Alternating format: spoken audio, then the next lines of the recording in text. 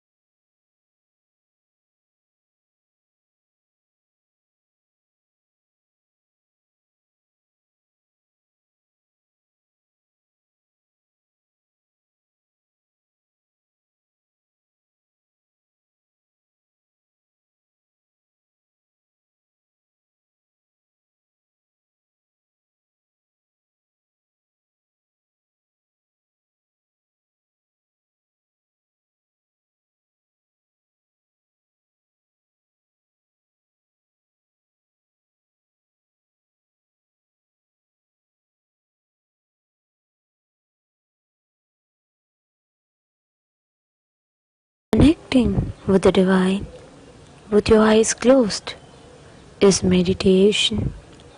Connecting with the divine with your eyes open is darshan. Come, let us all now move from meditation to darshan. Slowly, very slowly, please open your eyes.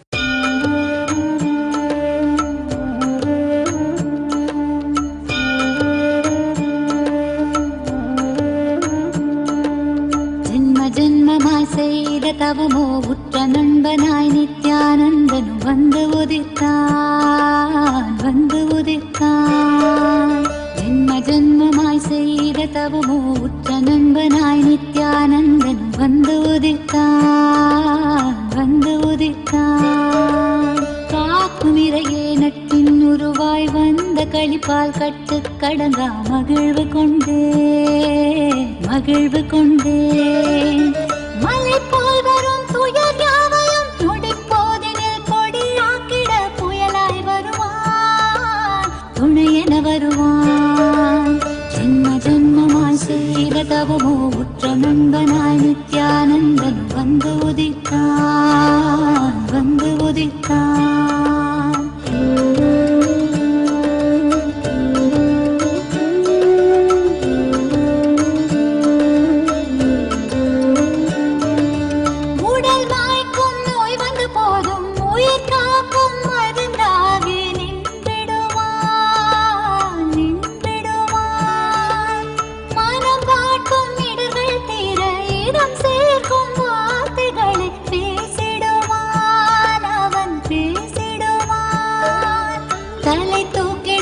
கருவங்களை தடமாற்றிட வெடிப்பான் தலை தூக்கிடும் கருவங்களை தடமாற்றிட வெடிப்பான் பின் கருணை மழையாய் பொழிவான் தினம் கருணை மழையாய் பொழிவான் பின் கருணை மழையாய் பொழிவான் தினம் கருணை மழையாய் பொழிவான் ஜென்ம ஜென்மமாய் செய்த தவமோ உற்ற நண்பனாய் நித்யானந்தன் வந்து உதித்தான்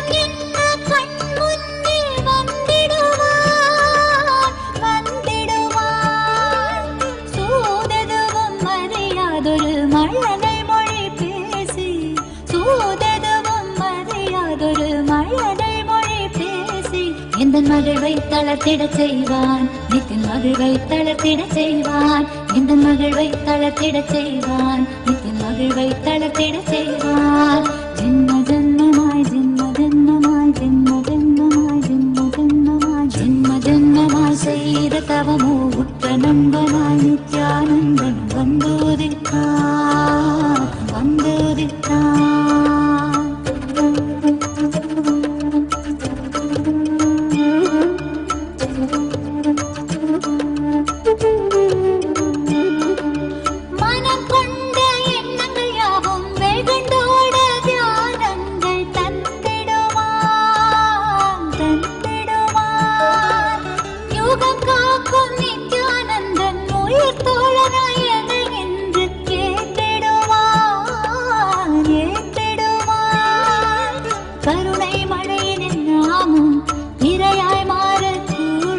அவன் கருணை மழையினில் நாமும் இரையாய் மாறக்கூடும் சரணம் அடைந்தால் அருளான் அவன் சரணம் அடைந்தால் அருளான் சரணம் அடைந்தால் அருளான் அவன் சரணம் அடைந்தால் அருளான் ஜென்ம ஜென்மமாய் செய்த தவமோ உற்ற நண்பனாய் நித்யானந்தன் வந்து உதித்தான் ஜென்ம ஜென்மமாய் செய்த தவமோ உற்ற நண்பனாய் நித்யானந்தன் வந்து உதித்தான் காக்கும் இறையே நட்பின் உருவாய் வந்த களிப்பால் கட்டு கடங்கா மகிழ்வு கொண்டே காக்குமிரையே நட்பின் உருவாய் வந்த களிப்பால் கட்டு கடங்கா மகிழ்வு கொண்டே மலை போல் வரும் துயர் யாவையும் நொடிப்போதினில் பொடியாக்கிட புயலாய் வருவான் துணையென வருவான் ஜென்ம ஜென்மமாய் செய்த தவமோ உற்ற நண்பனாய் நித்யானந்தன் வந்து உதித்தான்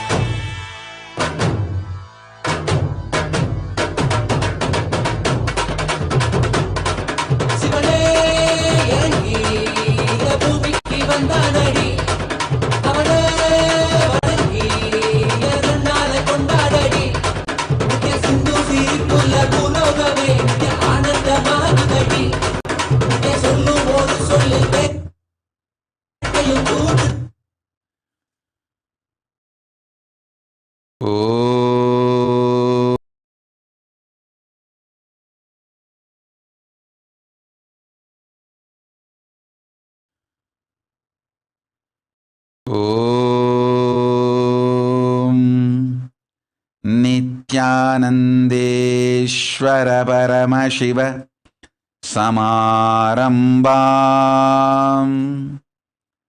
नित्यानन्देश्वरि पराशक्ति मध्यमाम्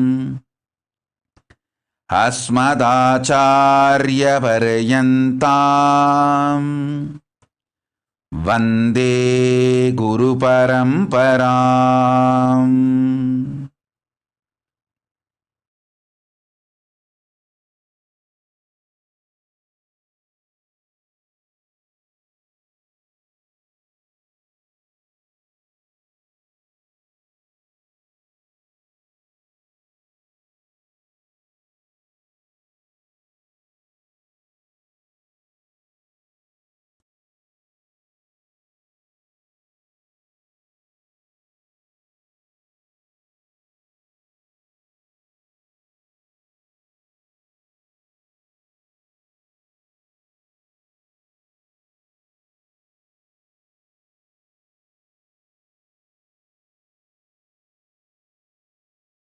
I welcome you all with my love and respects.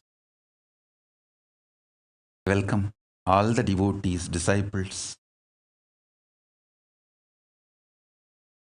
Sarvanyapita, Kartas, Yajamans, Manifestors, Sarvaparityahis, everyone sitting with us all over the world. I welcome all of you with my love and blessings. Paramashiva's message directly from Kailasa.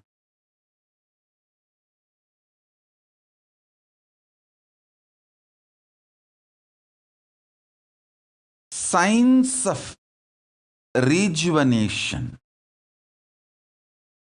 through collective integrity.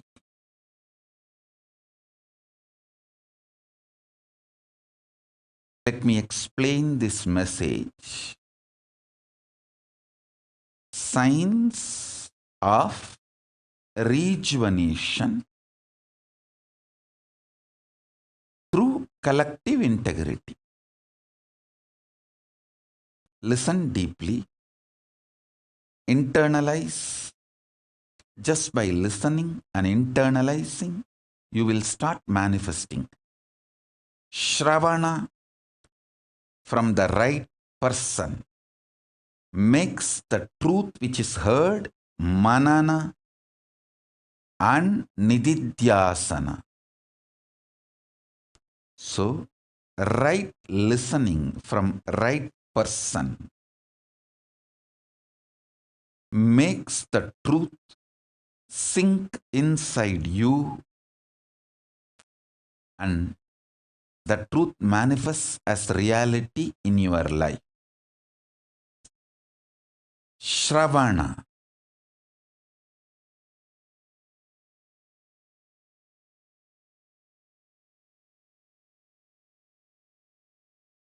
Listen.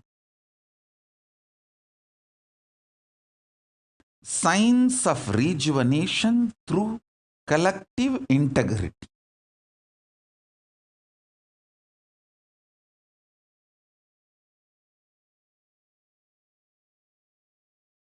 I'm going to share some of the Atma Pramana, my experiences, with Shastra Pramana, the Akashic records, the Vedas and Agamas, and Apta Pramana, some of the Puranas. So listen. Last few days of your time, the chronological time of the planet Earth, I was not available for all of you for the regular satsang or for the Devi Akashic reading. But I was available in a different plane from the vertical time zone.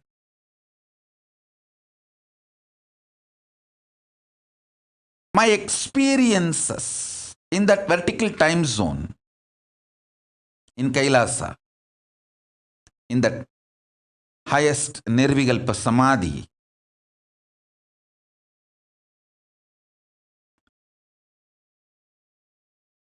I'll just map some of them for all your understanding and share it with you all. Listen intensely.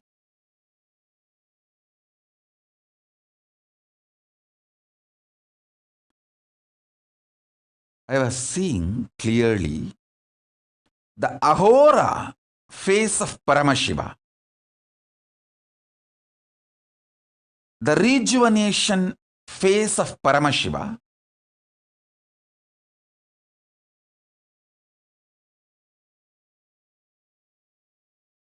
just doing the dance of samhara, rejuvenation.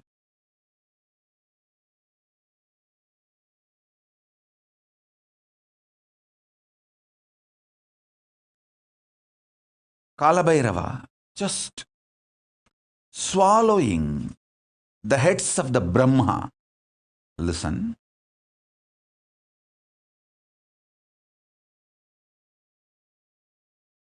When I utter this word, Kalabhairava swallowing the heads of the Brahma,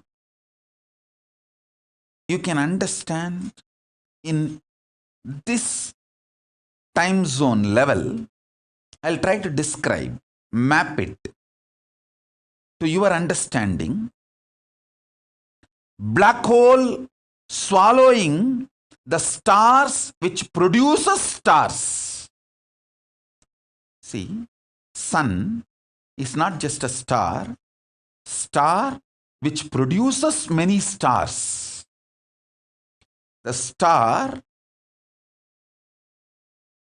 which has a capacity to manifest many stars.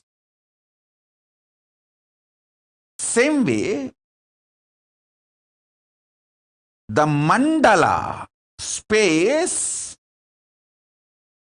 plane, which has a capacity to produce many planes, is called Brahma. the heads of that Brahma is being swallowed by the black hole. Understand? I am trying to give the description as closely as your logic can understand. Your logic can visualize.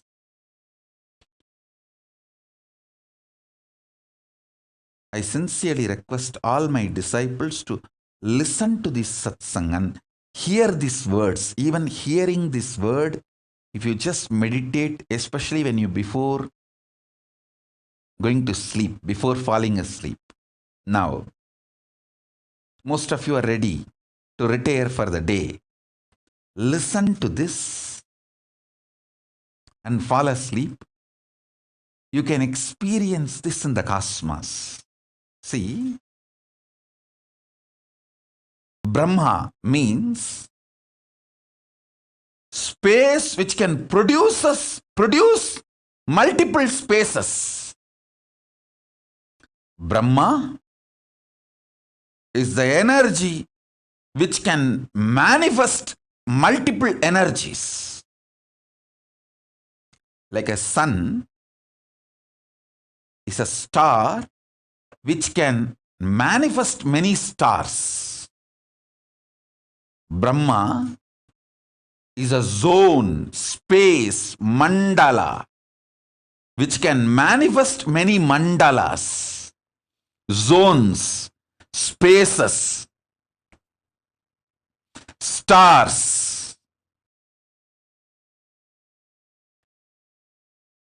That Brahma, his face is being swallowed by Kalabhairava, who manifests from the southern face, the Aghora face of Paramashiva. Meditate on this. Even trying to think, visualize, meditate will bring blessings of Kalabhairava on you. Listen carefully. Whenever a person tries to think of me, automatically in the cosmic oneness space, spiritual oneness space, Dvaita Varjita Advaita space, you start connecting with me. Understand this word. Dvaita Varjita Advaita means even while you are struggling with your duality, you know the Advaita, non-duality, oneness is the truth. You may be struggling for now, but this Dvandva, the struggle with Dvaita is not real. Knowing that is Dvaita Varjita Advaita. So be very clear. The moment you start thinking of me, connecting with me, even if you are struggling in your Dvaita, doubts, self-doubts, self-hatred, self-denial, in your blind spots, in your incompletions, even if you are struggling, beyond your Dvaita Dvandvas, the duals of duality,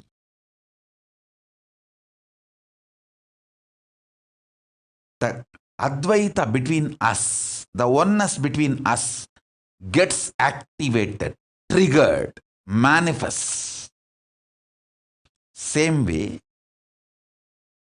even if you start contemplating, thinking to the idea which I reveal to you now, the southern face of Paramashiva, Ahora, from that manifests Kalabhairava, black hole, cosmic black hole, swallows the stars which produces stars.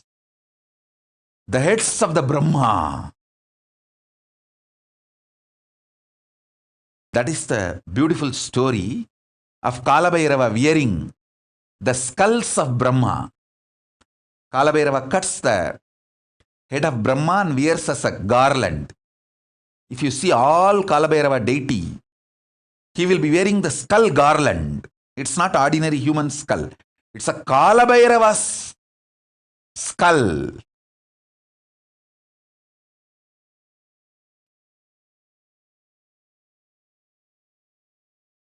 Sorry, Brahma's skulls. Kalabhairava's skull mala is made of Brahma's heads. It's not ordinary human skull mala. He is wearing Brahma Siras, Brahma Siro Maladari.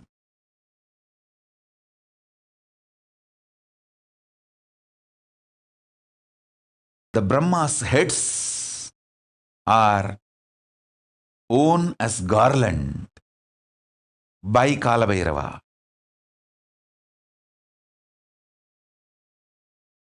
Even if you visualize this, your Kundalini will be awakened. Beyond your self-doubt, self-denial, self-hatred, Kalabhairava will start manifesting in you.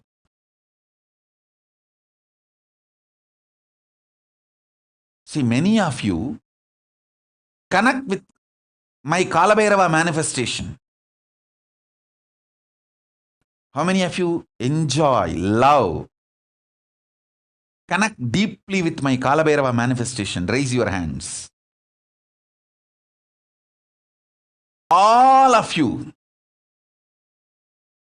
start meditating on this truth today.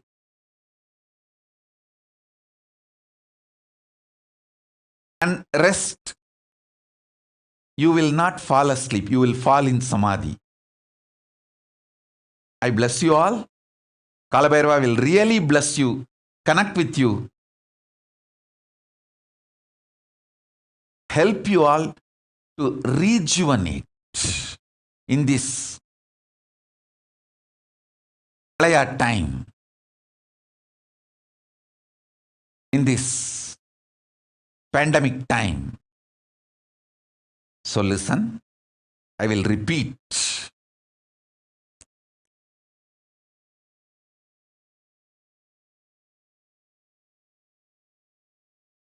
Deeply listen. Paramashiva is 5-phase: creation, sustenance, rejuvenation, putting in delusion, liberation. This 5-phase: Srishti, Sthiti, Samhara, Tirobhava, Anugraha. In this 5-phase, the Samhara, rejuvenation phase, from that manifests Kalabhairava, cosmic black hole that swallows Brahma's heads, Brahma Kapalas. Paramashiva, as Kalabhairava, wears the garland made of Brahma's skulls. What is the Brahma's skull? Brahma's head? The star which produces stars is Brahma's head. I'll narrate a story. Understand the truth behind the story.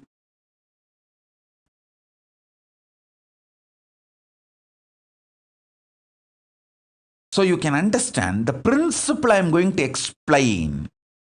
The principle I am going to explain is science of rejuvenation through collective integrity. You can understand that principle if you understand this story.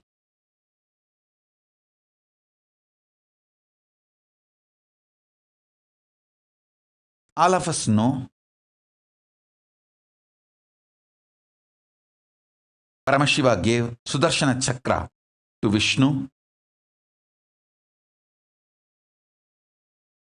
O Parandama, forgive me. In any way, I portray you, create any misunderstanding knowingly or unknowingly. I'm just trying to narrate the story of Kailasa in the human language, which is very inadequate.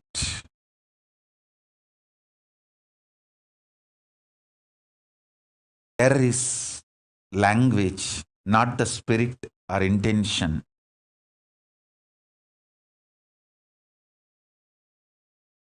Listen to the story. I'm not showing Parandama, Mahavishnu, in any way lower. But when I am talking in the logic, in the language, which you all understand, it is always the comparison of higher, lower. So when I say Paramashiva gave Sudarshana Chakra to Vishnu, don't think Vishnu is some way lower. He is far more superior than you and me. So be very clear about that. So because of the language I am using, don't think, oh, Vishnu. Oh. I have seen so many Indians strongly think Narada is like a comedian, because all over India, in all language, religious movies, they show Narada as a comedian. Hey, he's a great rishi, guru of Valmiki, who wrote Ramayana. All of you need to know, Valmiki gave the script for Parandama to come and enact as Rama. Don't think Ramayana was written after Rama existed. Valmiki gave the script for Rama to come and enact. That great person, Valmiki, for Valmiki, Narada is Guru.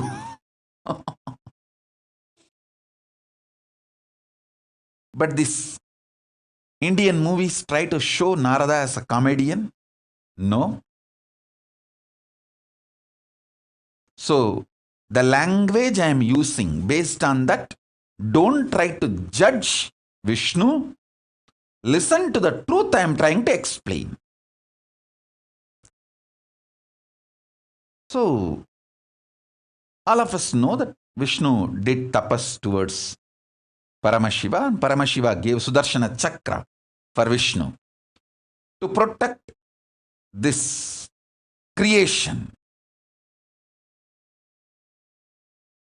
And once Daksha, the Brahma's son, did tapas towards Vishnu and got the boon, Vishnu should protect him forever. Vishnu also gave the boon. And unfortunately, Daksha messed up with Paramashiva directly in the issue of Sati, means his daughter, Daksha's daughter Sati. She wanted to be with Paramashiva, but Daksha had his own opinions, and he is so highly opinionated due to his ego and arrogance, and he tried to fight with Paramashiva, and that stupid things were going on, and in his extreme attachment for her daughter, for his daughter, he started going against Paramashiva, but finally he went against his own daughter. That is the delusion and the blind spots. When you create a delusion and delusion-based anger and violence, it will not be directed only towards your enemy. It will be directed even towards the people whom you love, and finally it will direct itself towards you, and it's like a suicide.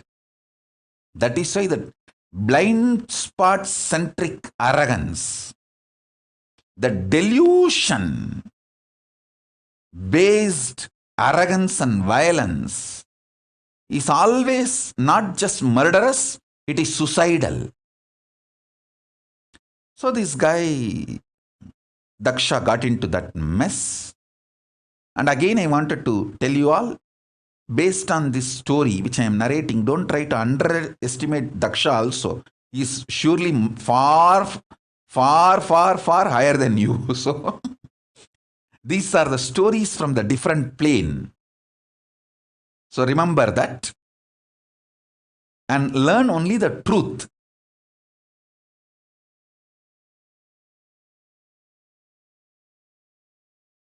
Learn the truth that you should not get into the deluded arrogance and deluded violence and deluded vengeance. Learn the truth and don't try to judge Daksha. Anyhow.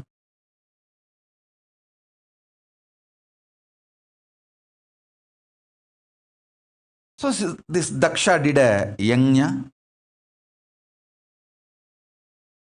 disrespecting Paramashiva without offering the offerings to Paramashiva. Sati came directly, Parashakti came directly to teach lesson to Daksha, but unfortunately Daksha not only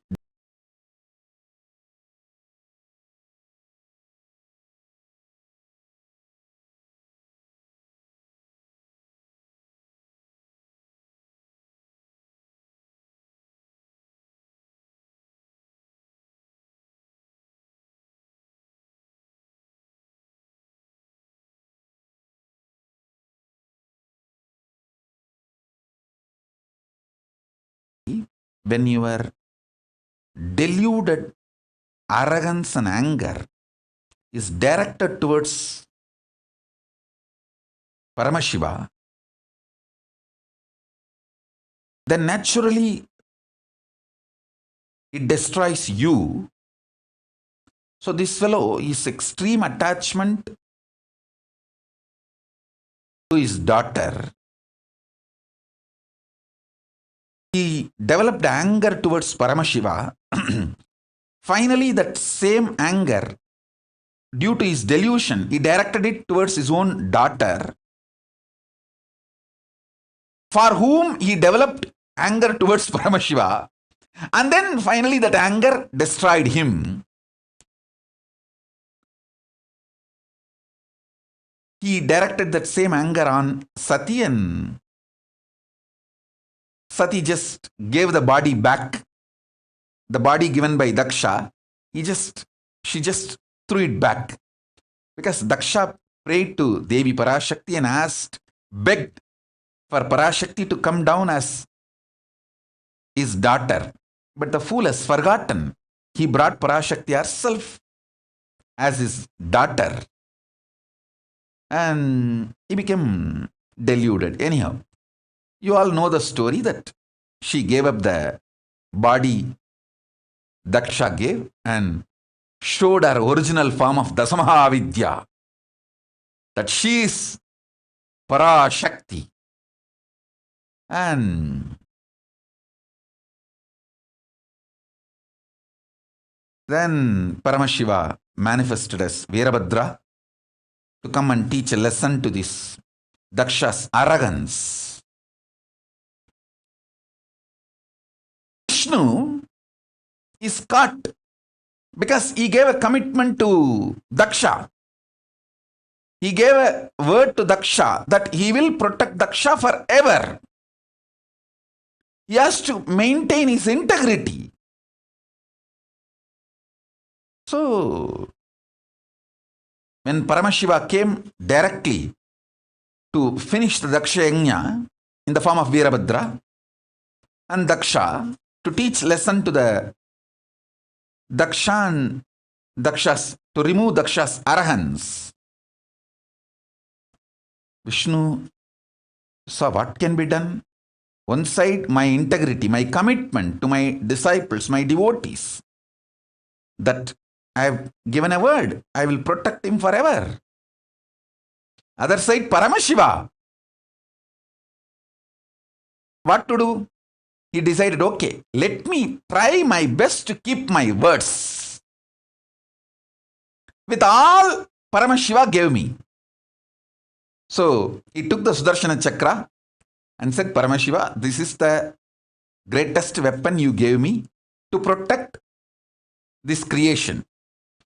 And I have given a word to this fellow, Daksha, that I have to protect him. Because I gave a word, I will protect him forever.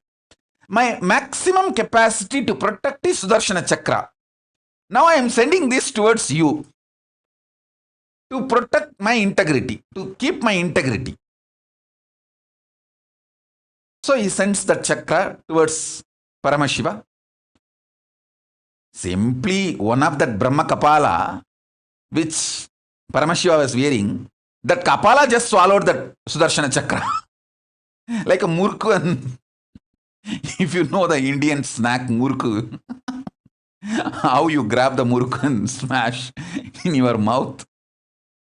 Same way, one of the Brahma Kapala Paramashiva was wearing, it just grabbed that Sudarshana Chakra and bag over and kept it under his teeth. And then Vishnu looked at Daksha and said, see, my maximum capacity is my Sudarshana Chakra. I have sent that. So I have tried everything possible by me to keep my words, to protect you. Now, nothing more can be done. And he returned to Vaikuntha. He went back to Vaikuntha. And of course, you all know the story that Veerabhadra came and cut the head of Daksha to teach lesson and remove his arrogance. Then Daksha's wife comes and cries to Mahadeva and prays to Mahadeva. And Mahadeva says, I am not against him. I am only against his arrogance. So, he is not my enemy. Only the part of his arrogance need to be removed. The arrogance need to be taught a lesson. So, he removes the cancer and gives him back a different head, a goat head, and gives life to Daksha.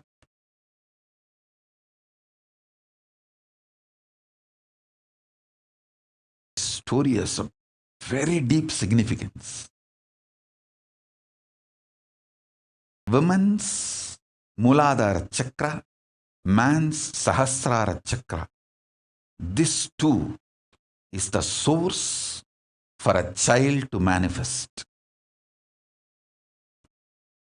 So, it is this fellow's arrogance, from that biomemory, Sati's body also had one component. That is the reason Sati gave up that very body. So naturally, if his head is punished, that is enough. He doesn't need to lose life. You all need to know, life is prior to body and it will continue to exist even after body. The beauty of studying Hindu Puranas, it is not just history, it is principled, philosophically defined, real history. All of you need to know. That is why only if you understand the philosophy, you will understand Hindu histories are far more true, factual, real, right than the so-called modern human histories.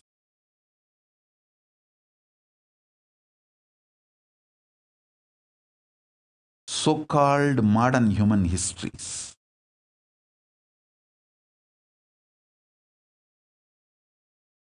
So if you study even one Purana, you will understand all the major cosmic principles and truths completely.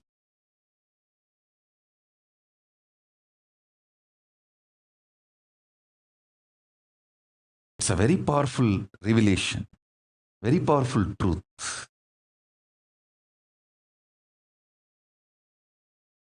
So Paramashiva just removes only the tumor, gives life back to him with a goat head, and the story goes. All this is okay.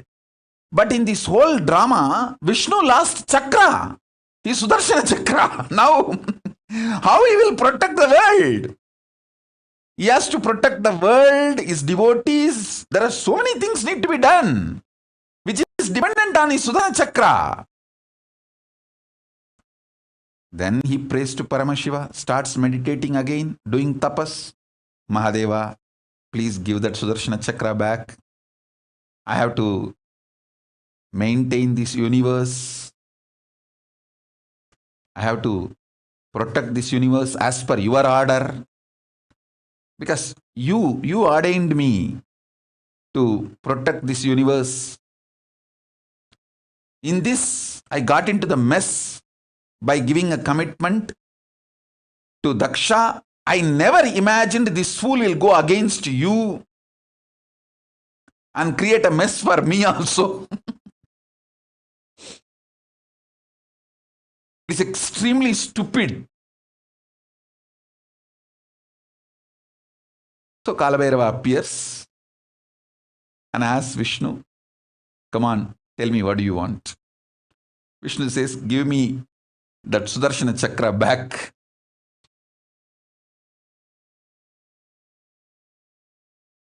And Mahadeva just looked on the skull garlands he was wearing.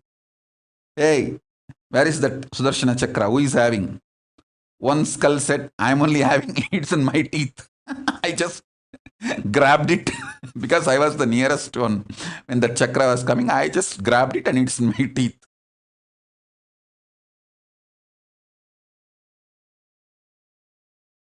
And Mahadeva says, hey, give it back to him.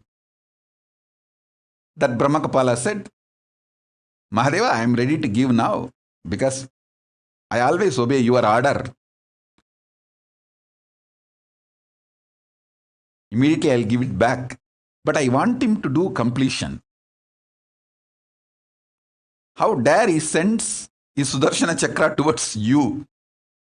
Let him reenact how he did it. Then I'll give it back. See, listen. Without the background music, you see anyone's dance, it not only it lose the context, you will laugh like anything. Without the background music, if you see anybody's dance, you will laugh like anything because it will look like a joke, comedy. Same way, without the emotion, see, when somebody acted out of anger, without the anger, same emotion, same spontaneity, if that person acts out the same thing, it will look like a comedy. Completion is all about making all your past lose its importance or its power over you. So now, Vishnu does the same act. How he spontaneously sent his Sudarshana chakra without the same emotion. Then this Brahmakapala, he laughs loudly. In that loud laughter, that Sudarshana chakra comes out and falls on the ground. And Vishnu touches Mahadeva's feet. From the Mahadeva's feet, he receives the Sudarshana chakra. O Parandama, forgive me. Anyway, I portrayed you in a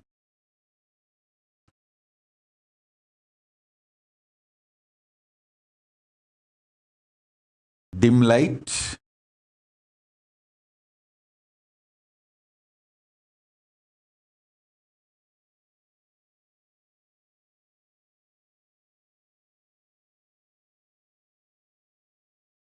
all of you listen. Once again, I want to repeat, don't ever underestimate Parandama Mahavishnu listening to this story.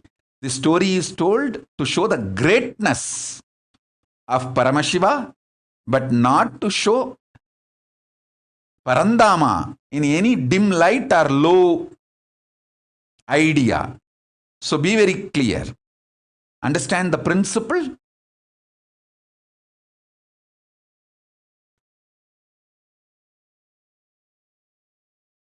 Don't try to have low idea even about Daksha. So these cosmic stories, just understand the principle I am trying to convey.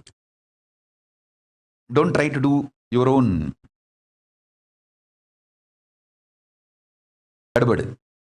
your own judging and creating mess.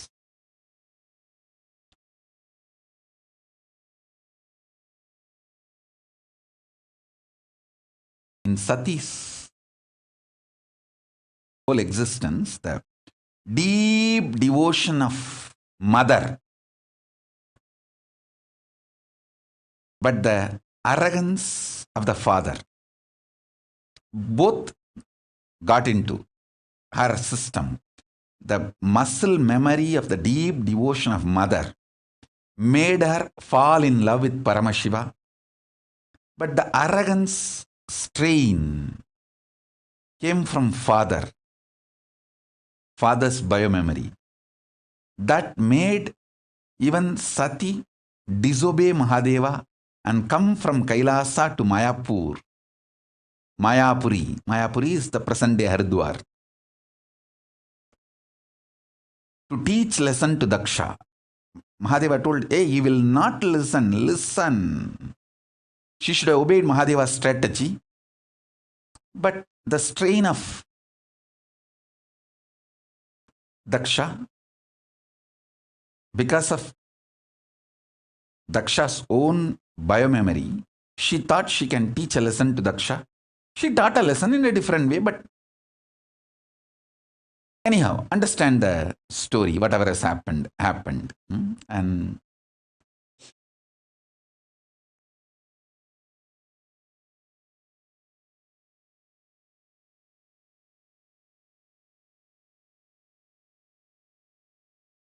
the multiple important truths you need to understand. Even if the black hole swallows, the thing swallowed by the black holes does not die. It continues to exist in a different plane. For example, if the Brahma's head is cut off, it is supposed to be dead. That's why the world calls it as a skull. But that skull is not dead. It is so powerful even to swallow the Vishnu chakra. Sudarshana chakra like a muruk snack. So listen carefully.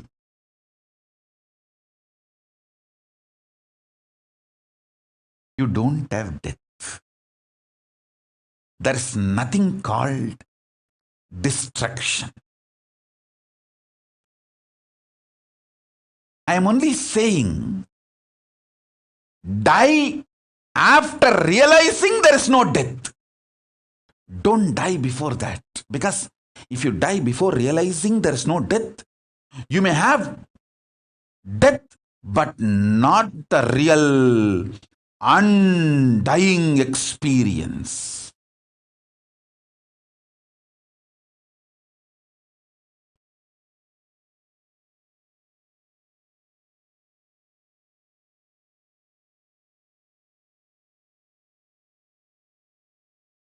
Listen carefully.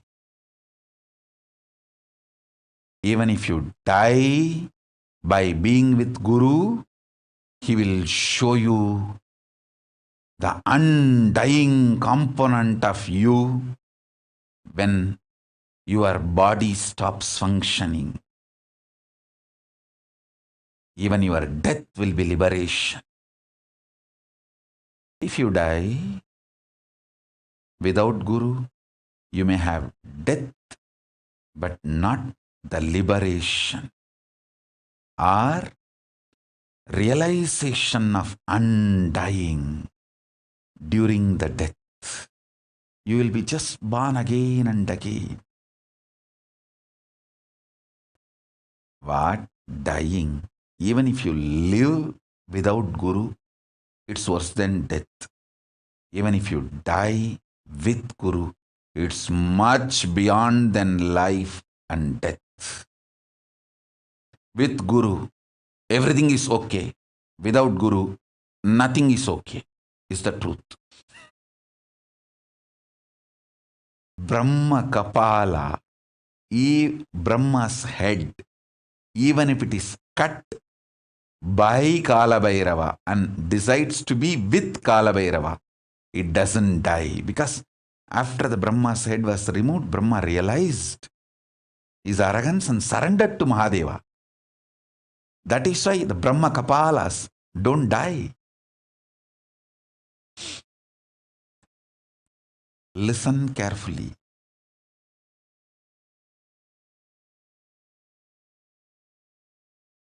With Guru, life, death, everything is great. Without Guru, life, death, nothing is right. Whoever decides life or death, it is only with Guru, lives enlightened and lives to the vertical zone to be immortal forever. There is no death. Without Guru, even when you have your so-called life, it's extreme torture and destruction, suffering.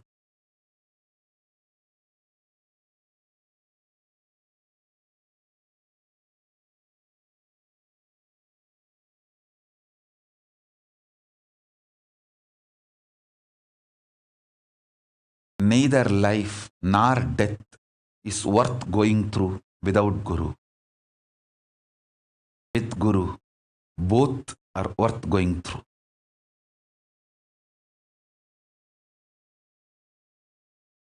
Multi-layer truths.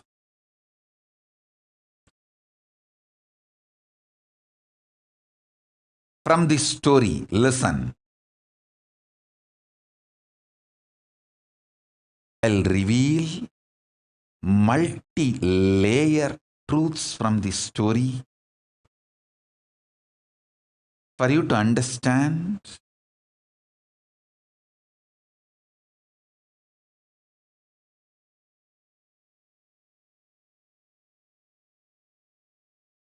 how to go through this rejuvenation process, especially during this pralaya, how the collective integrity will be useful.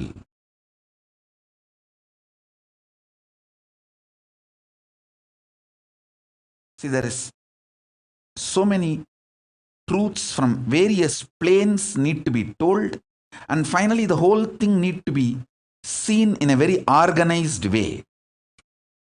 So this whole satsang, I'm going to reveal the truths from various planes and then clearly organize it and present it.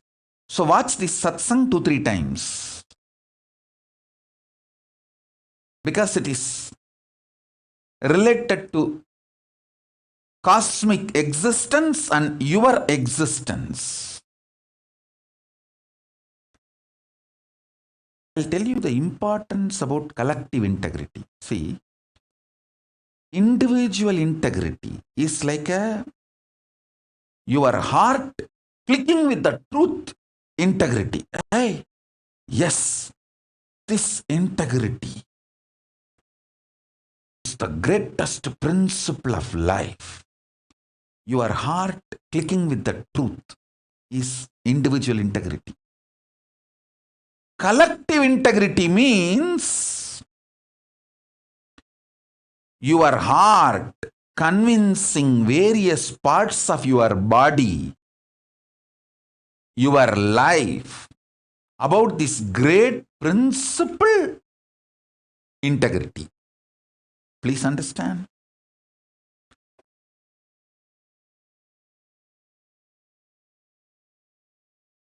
Listen carefully.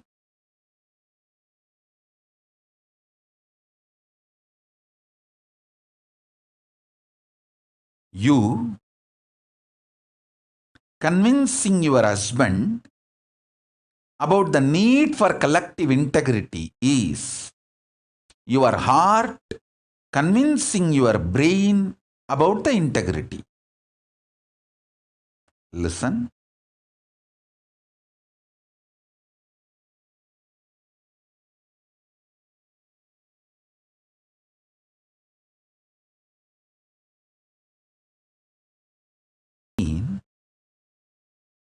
So many amazing people with individual integrity. Not just millions of you who are still with me, connected to me, growing with me, who are together with me in this Kailasa. Even some dropouts, people who are not associated with me anymore. Even from that old X groups, I have seen many people very highly integrated individually. Unfortunately, they do not understand the individual integrity alone is not enough to manifest Paramashivatva. The individual integrity has to manifest as collective integrity. Only then the Paramashivatva manifests. Many times people think individual integrity is enough, should be enough. See, I am integrated. What more I can do? No, that is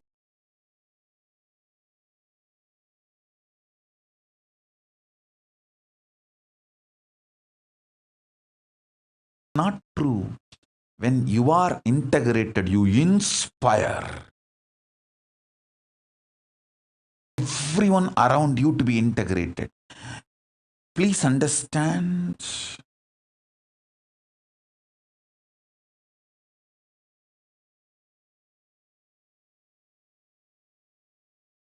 You inspiring your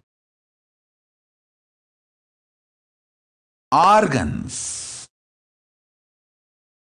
which is part of your body, and organs, which is part of your life.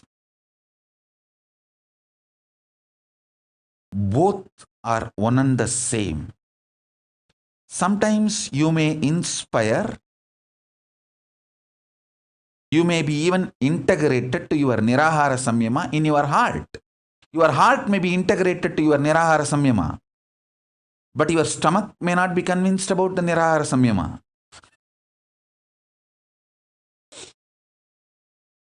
So your heart needs to do tapas of convincing your stomach about the Nirahara Samyama.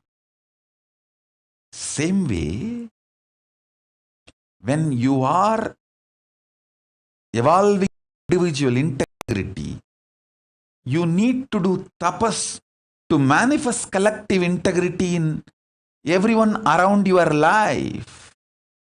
That is the way life manifests. Because the life manifests not just in you, even the people around you, at least your teamily. Seekers, many sincere seekers, due to their delusion, think, I am integrated. How can I be responsible for others' mess? Hey, listen. whether you are accountable or not, you are responsible. There is a difference.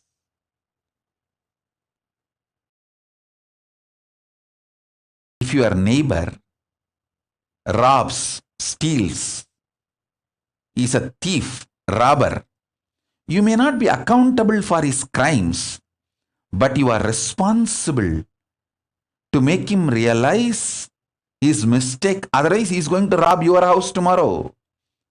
If he has robbed everywhere and he doesn't have any house to go, he is going to look into your house.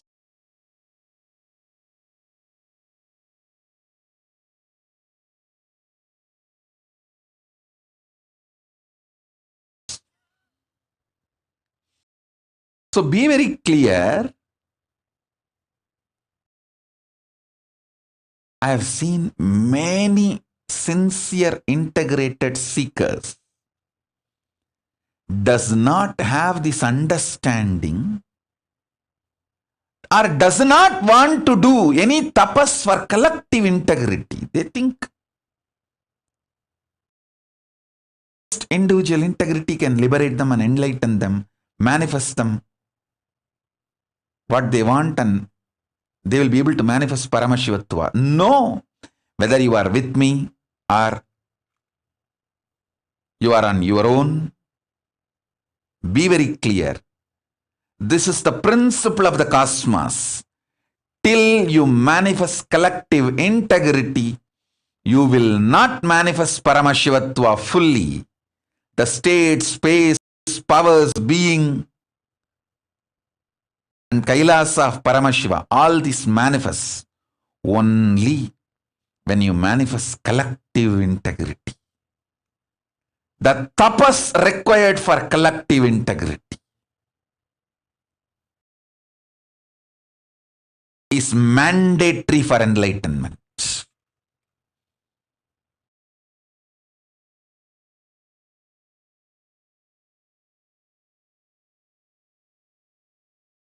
Heart, which is convinced about integrity,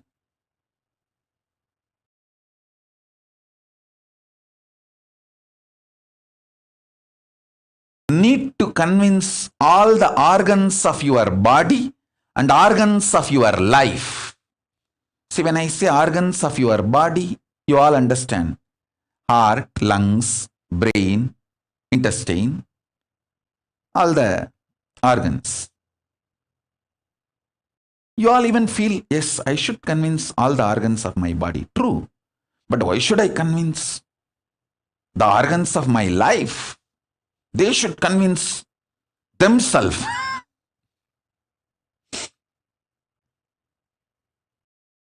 Actually, convincing all your organs and convincing the organs of your life is one and the same.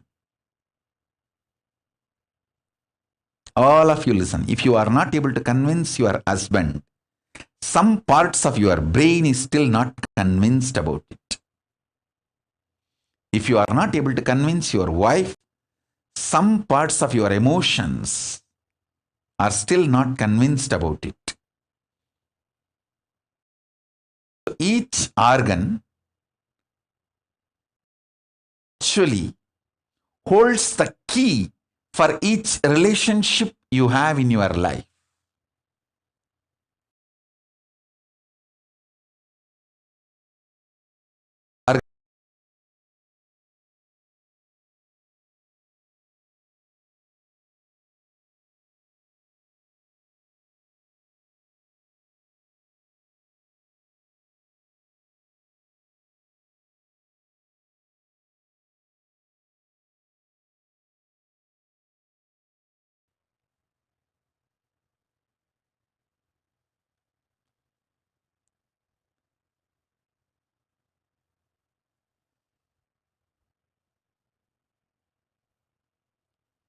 I have always seen people who don't want to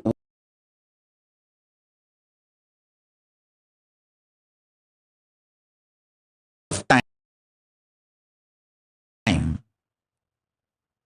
In course of time, Even to keep their individual integrity, they lose intention, energy, inspiration, and collapse.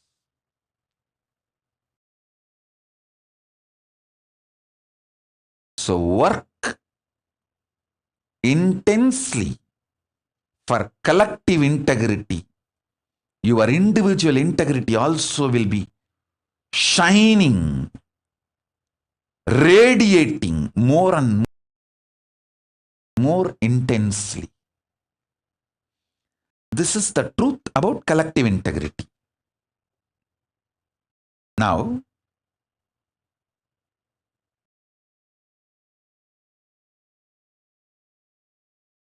let me tell you the truths from the story which I was describing, how the Vishnu got the chakra and lost it and how he got it back.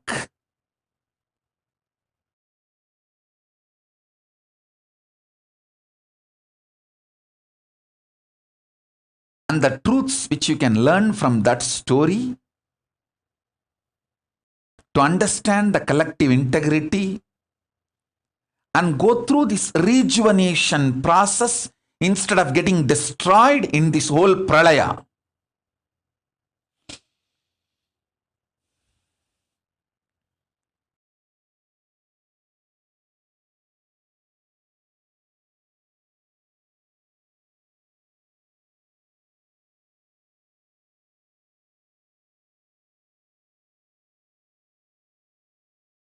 So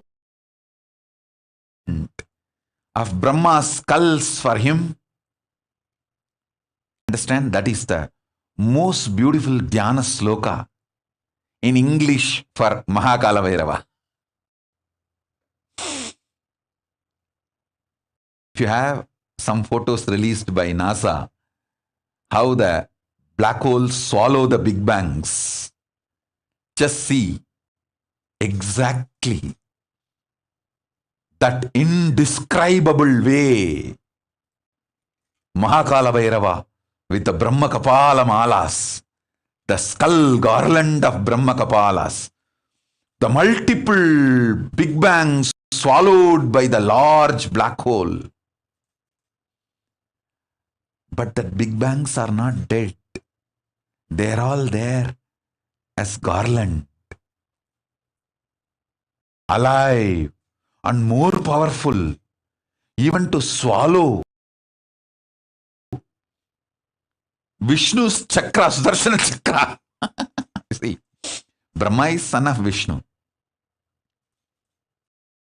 One's head, because it is owned by Paramashiva, is capable of even swallowing the father's weapon. Like a snack and keep it inside his teeth.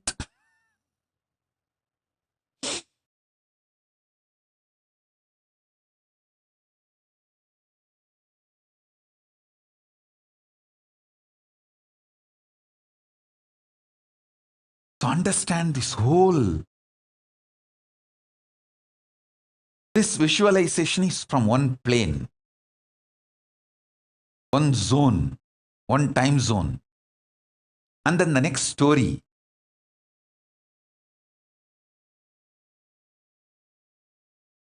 Brahma Kapala eating the Vishnu Sudarshana.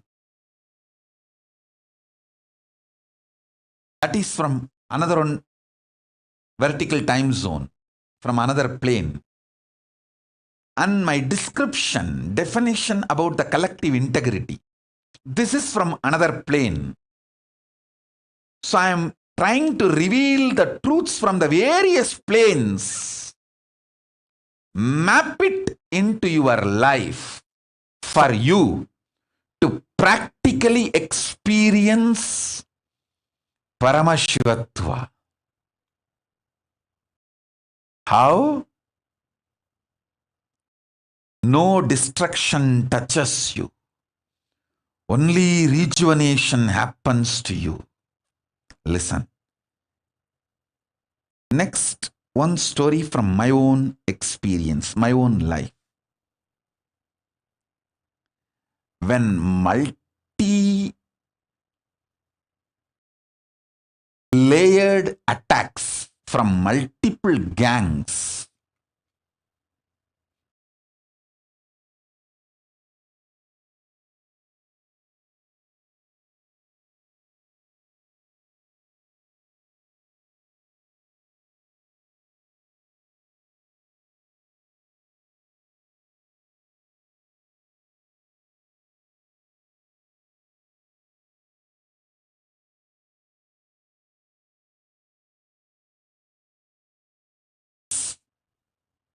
which comes like a destruction,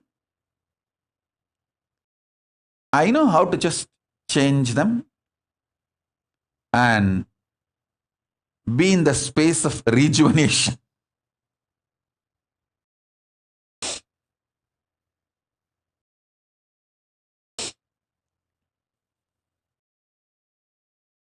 Various gangs attacked due to their vested interests.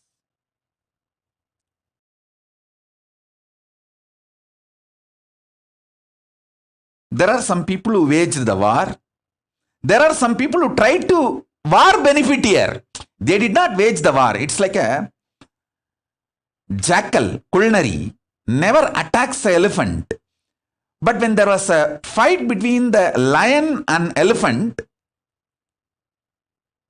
if the elephant is not able to walk and collapses, this jackal goes and, this culinary goes and tries to eat the flesh of the elephant. That is called war beneficiating. I have seen all kinds of people who wage war in the front side, who wage war from the back side, and traitors, war beneficiaries. There are some traitors who don't even do the job of traitor, but they try to get the benefit of the war. War beneficiaries, like culinaries, jackals, foxes, wolves. Some are even like eagles. I've seen all kinds of things.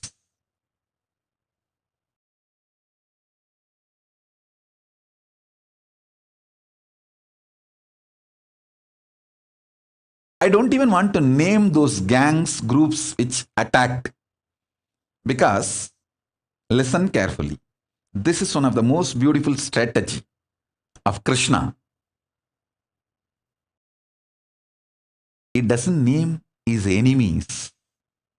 Why, you know? He says, hey, because many times who try to attack you, they think you are weak, so they attack you. But when you prove you are strong and successful, they change their strategy and they decide not to be your enemy anymore. But if you name them as enemies, because they have to defend themselves, protect themselves, they continue to be in the space of enmity. If you don't name the enemies, many people lose their enmity and carry on with their life, and they are no more in your enemy list. Listen, this is a different plane. Revelation. So a king, a leader should never name enemies. He should only handle the attacks which comes in front of him. So almost 99% of the people drop their enmity and carry on with their work if they know that enemy is too strong with whom they are trying to fight. Everyone tries to attack only the weak people. But when they see, wow, he's too big, nothing can be done. Come on, carry on with our life. Go. A good leader never names enemies. He forgives, does not forget, and never names. That is what Paramashiva, having alahala poison in his throat, neither goes inside means, see, poison going inside means like he has to react. Neither goes inside, nor he spits out. Neither he utters the name. So, neither I allow my enemies to destroy me, nor I name them. They are there just in the throat, in Ganta. That's why Neela Ganta. Mahadeva never allows the poison to kill him, nor he names out. I forgive and I don't allow anyone to destroy me. I don't forget and I don't name. Multi-layered intelligence and understanding needed for any leader. If you want to become a leader, take this same strategy. Do not allow your enemies to destroy you. Forgive them, because if you don't carry the anger, vengeance, you will live your life. You will not be living the life fighting with them or the way they want you to live. Listen, engaging in a war means you are living the life they want you to live. So they become the master of your life. Don't allow. Not responding to the duels of Dvandva is the strategy for success. Whenever your mind tries to internally fight with you, with your self-doubt, self-hatred, self-denial, even inside you, use the same strategy. Understand? The enemy who is attacking you from outside and the enemy who is sitting inside you and attacking you, your self-doubt, self-hatred, self-denial, both are one and the same. Don't try to respond to them. If you start conversation with your SDHD, self-doubt, self-hatred, self-denial, you have started losing argument. You have started losing war.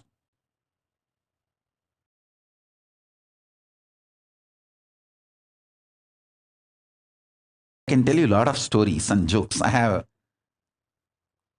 joke book which was published by us. The book is Joke for the Day, and I think I can open any page and read out the joke and tell you the truth.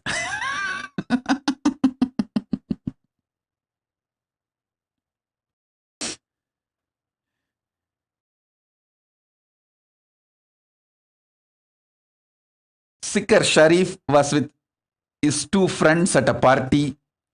They made a wealthy trio and spent most of their time boasting about their wealth. Suddenly, they spotted a diamond stone on the floor. One of them said, "Oh, it's not mine." The second said, "Oh, it's not mine either." Sikar said, "It must be mine. I am missing a cufflink."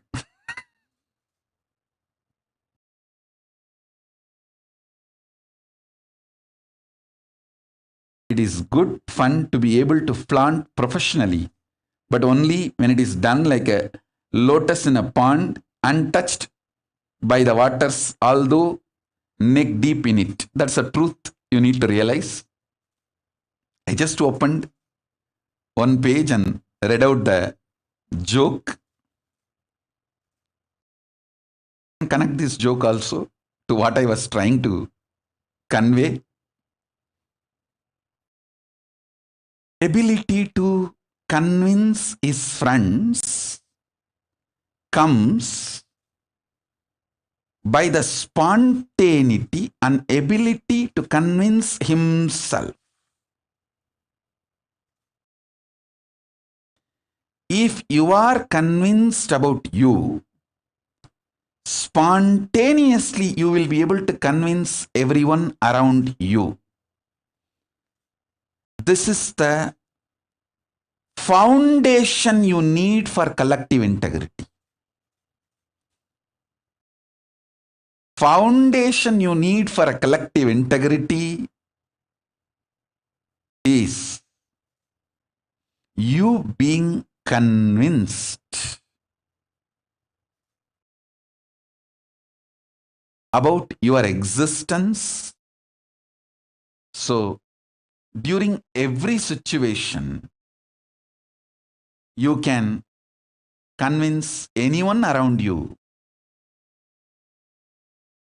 inspire anyone around you, manifest anything you want around you. Let me continue with the truth I was revealing.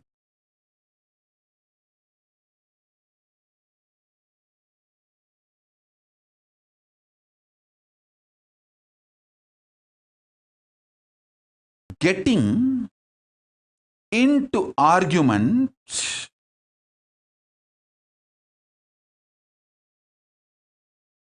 with your self-doubt, self-denial, self-hatred is like getting into the argument with your wife.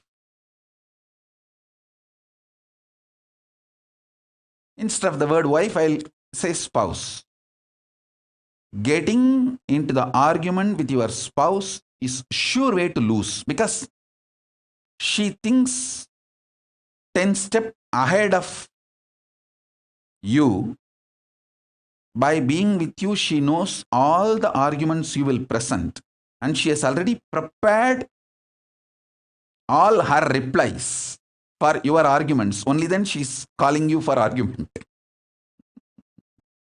She calls you for the fight only after preparing enough weapons.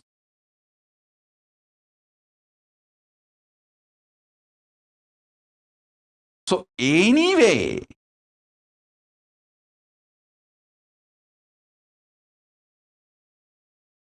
to try to start or get dragged into the argument, you are gone.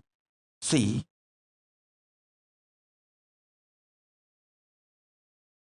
I'll define what is called devil's temptation. It is not some pleasure like Devakanyas, the angels, Rudrakanyas, to tempt you with some drug or dance, all those pleasure items.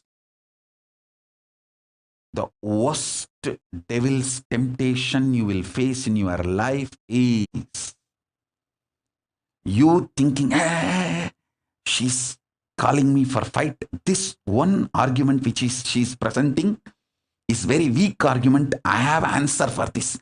Let me beat her down using this one argument. I'll finish her off today in this argument and fight, because I have a very clear answer for this argument. Let me start. If you get in, over.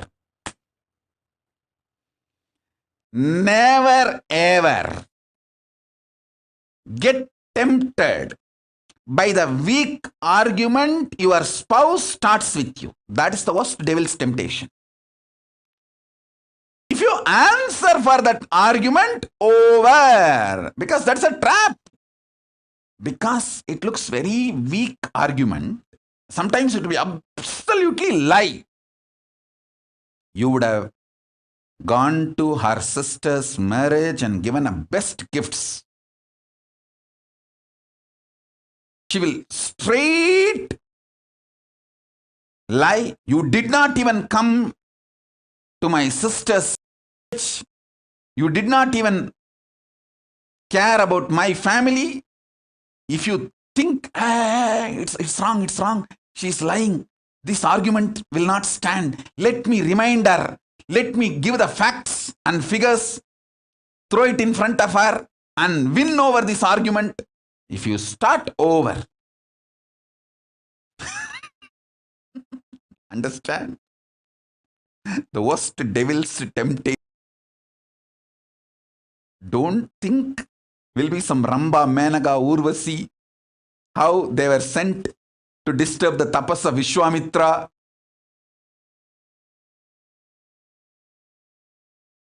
Don't expect any of that. It is just your spouse giving weak argument or wrong information which is not factual and really tempting you when she presents 10 reasons for today's fight and invites you for the fight, and you try to keep quiet and behave like you don't hear anything and you are still busy with your laptop, tuk, tuk, tuk, tuk, tuk, tuk, tuk. And you even sometimes tell, see, Swamiji's satsang is going on. Let's watch this. After that, we will talk. But she continues to throw points. And suddenly you get tempted. Oh God, this argument which she is presenting is absolute lie. Factually, it is wrong. It's neither in the spirit, nor in the words, nor in the fact, nor in any level. This argument is not right. It is too weak. Let me answer this one argument and finish her off and win the fight. And you get in over. Understand? The weak argument is the bait. Because once you start answering for that weak argument, two things will happen. She knows how to lead you from that weak argument to the next level, and you stupidly lose your calm, cool, collective, composed state, and you are now in the trap of obsessive, compulsive, reactionary pattern. So everything is now triggered from your Swadhisthana chakra. Listen. Never respond to your self-doubt, self-hatred, self-denial in a good or bad way and to your spouse. Neglect.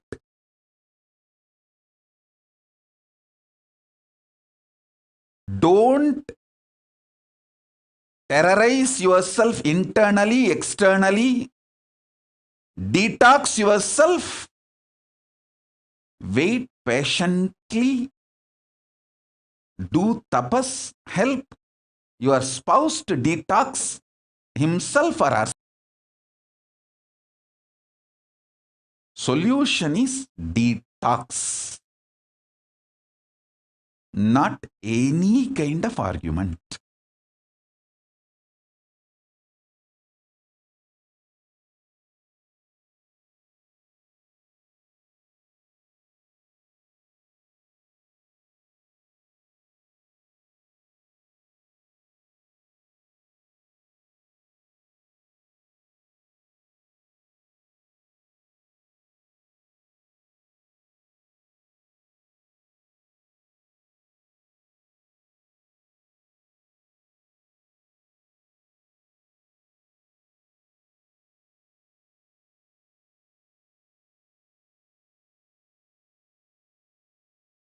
Listen.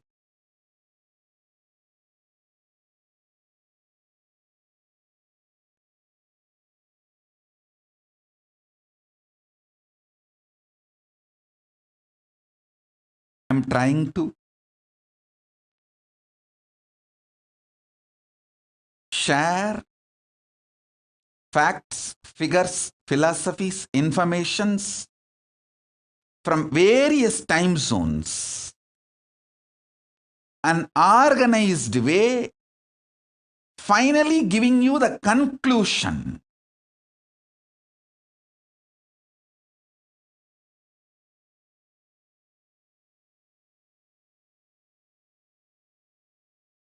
See, you need to understand another one important truth I want to tell you. I am not against husband arguing with wife, wife arguing with husband. I am not against it. The beauty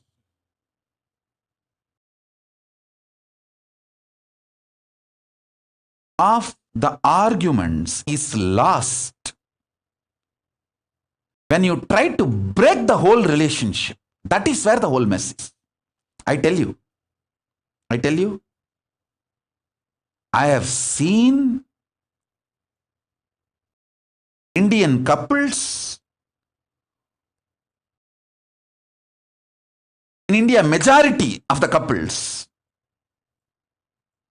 live whole life with one spouse. I should say more, it's a Hindu quality. I don't want to say it is a quality of Indian, because many people who lost their Hindu-ness no more understand the value of relationship. And see, I have seen Hindu couples who lived together 50 years, 70 years.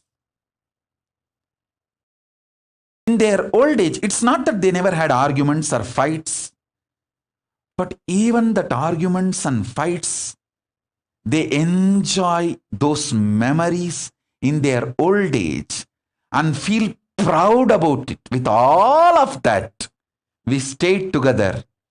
It was such enriching experience. I tell you, if the foundation cannot be broken, all ups and downs become salt, sugar, juice, the navarasa of life. Arusuvayum navarasamum. See, the ups and downs of the life is the navarasa and arusuvai. If the foundation cannot be broken,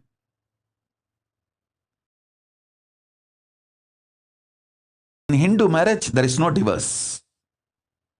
You can have everything, but no divorce. It's not that the wives were obedient or husbands were arrogant. No. You see enough stories.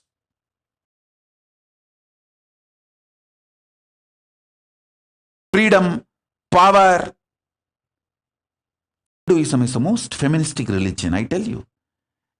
In Hinduism, not just religion, even the Hindu economy, Hindu social system, everything is feminist. The women-centered, everything is feminist. When time comes, I'll try to reveal more details about it. How the women is the foundation of Hindu civilization. Formed the basis of Hindu civilization.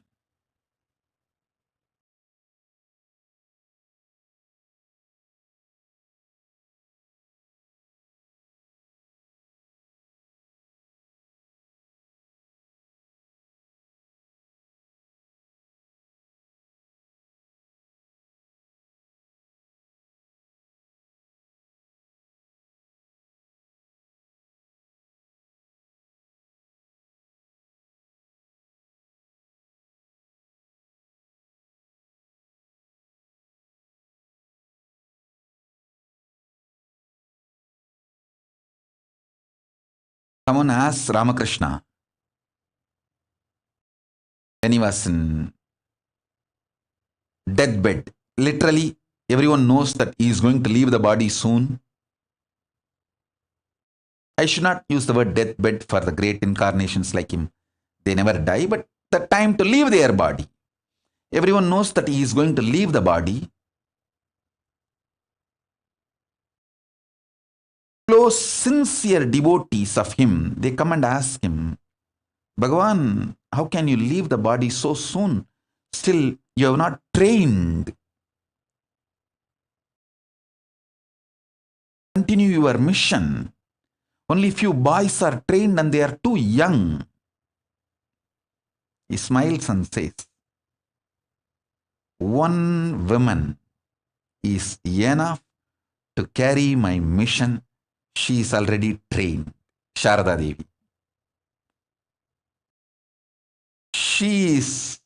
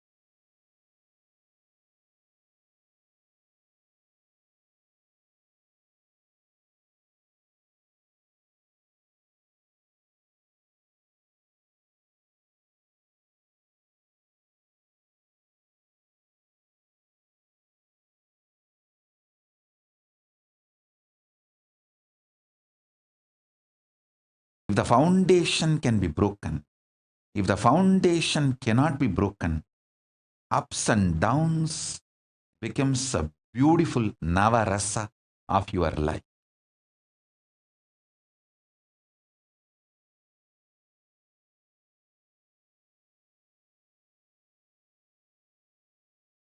If you are able to see me, hear me, please wave your hands.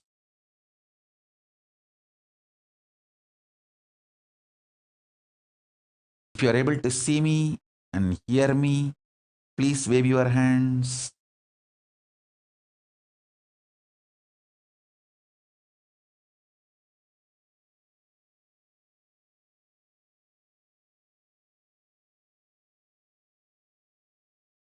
If you are able to see me and hear me, please, yes, great.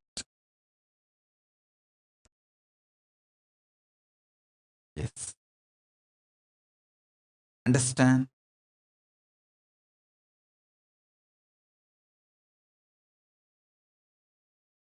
The foundation should not be shaken. That's all. It is so unfortunate that divorce has gone to the extreme in many non-Hindu civilizations.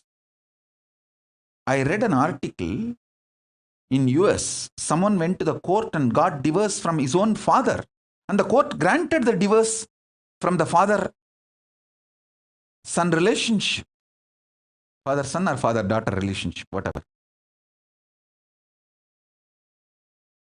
The divorce is being taken to the next level, extremes. I tell you,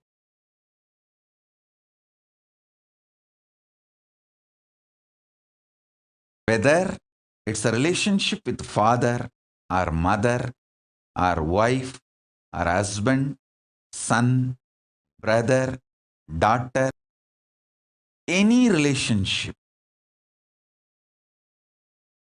if the integrity forms the foundation and the direction is to go from integrity, individual integrity to collective integrity,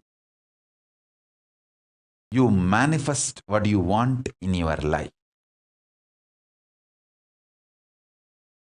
Instead of individual integrity flowing towards collective integrity, if you always have the option of breaking the relationship, I tell you, that's a stupid, most stupid way to exist. Options are not freedom. Choices are not freedom. Flowering your peak possibility is freedom. Manifesting your highest existence is freedom.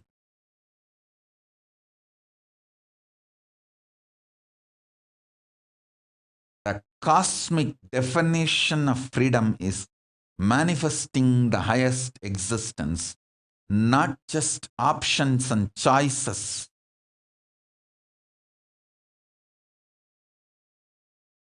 And you even have an option to pick up a knife and stab anyone in front of you and stab yourself. Is that a freedom? No. No.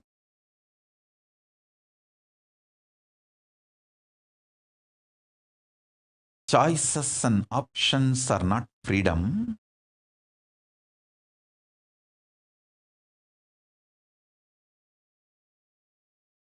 Manifesting your highest possibility is the freedom. Kailasa is the ecosystem I am manifesting. Where in this ecosystem, people will flower to their highest possibility.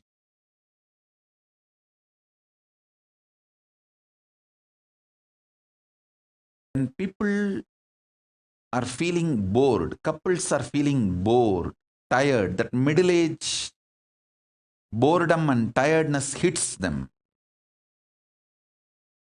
They should be given the science of Tantra. They should try to find oneness, not just body alone, through the mind, the common goals, common emotions, commonly what they enjoy, art, science, different fields.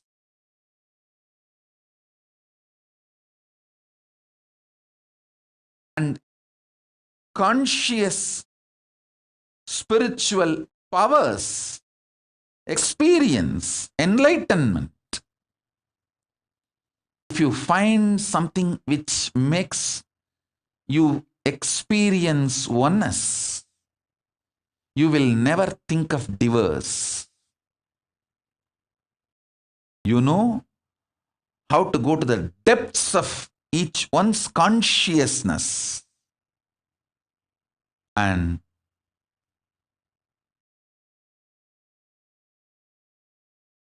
manifest oneness. You will not feel tired or bored with the other person. You know there's so much to explore. So much of possibility is there. This is the science of Tantra.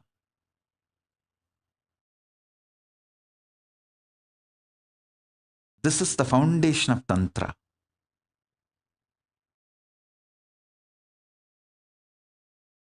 Kailasa is all about ecosystem which makes you manifest these great cosmic sciences, possibilities, powers.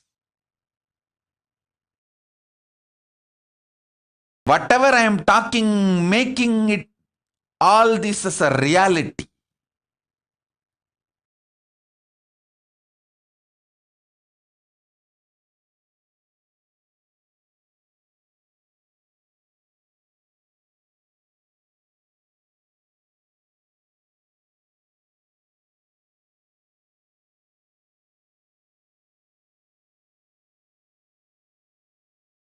making an ecosystem.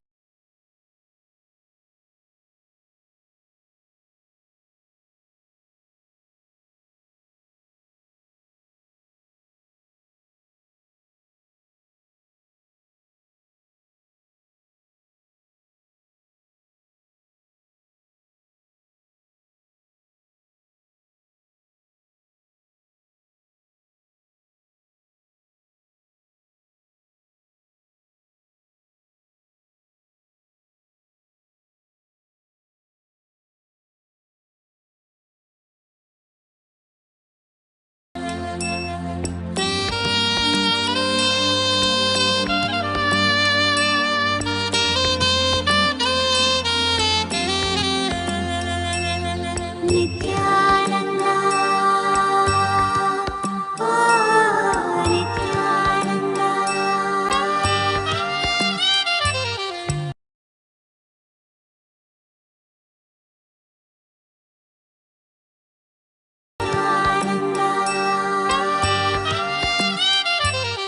Nithyananda, oh Nithyananda.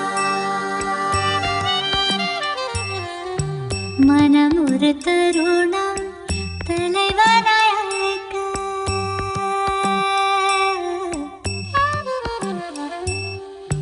மனமுறு தருணம் தலைவனாய் அழைக்க கருணையில் நித்யன் கருணையில் இறங்கினான் மனமுறு தருணம் தலைவனாய் அழைக்க கருணையில் நித்யன் கருணையில் இறங்கினான் அகமத நீருளை க்ஷணமது கலைந்து மகதிட தியானமதை நித்யன் வழங்கினான் அகமத நீருளை க்ஷணமது கலைந்து மகதிட தியானமதை நித்யன் வழங்கினான் பணிவோடு கனிவாய் அன்புடன் வணங்க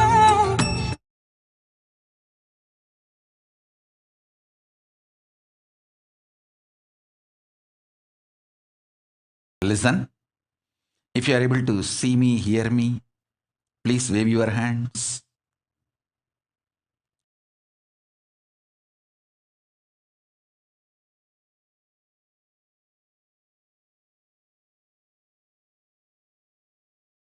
If you are able to see me, hear me, please wave your hands. So that I can.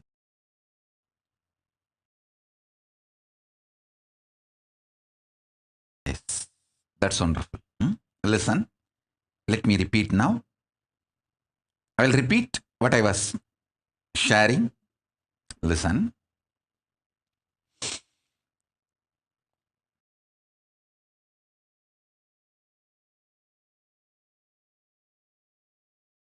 The cosmic law for an individual being is let you be always focused, making your individual integrity to collective integrity. If you are always in the mood of breaking the collective integrity, you will lose even individual integrity. You should always be in the mood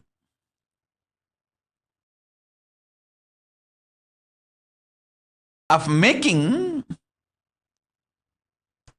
your individual integrity into collective integrity.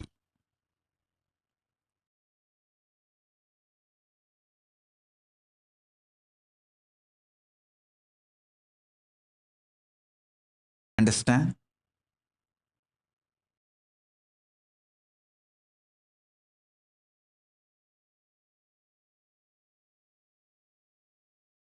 Especially when it comes to guru-disciple relationship, the option to drop does not exist because it is janma vrata, bandha. It's a relationship of janmas and janmas, births after births.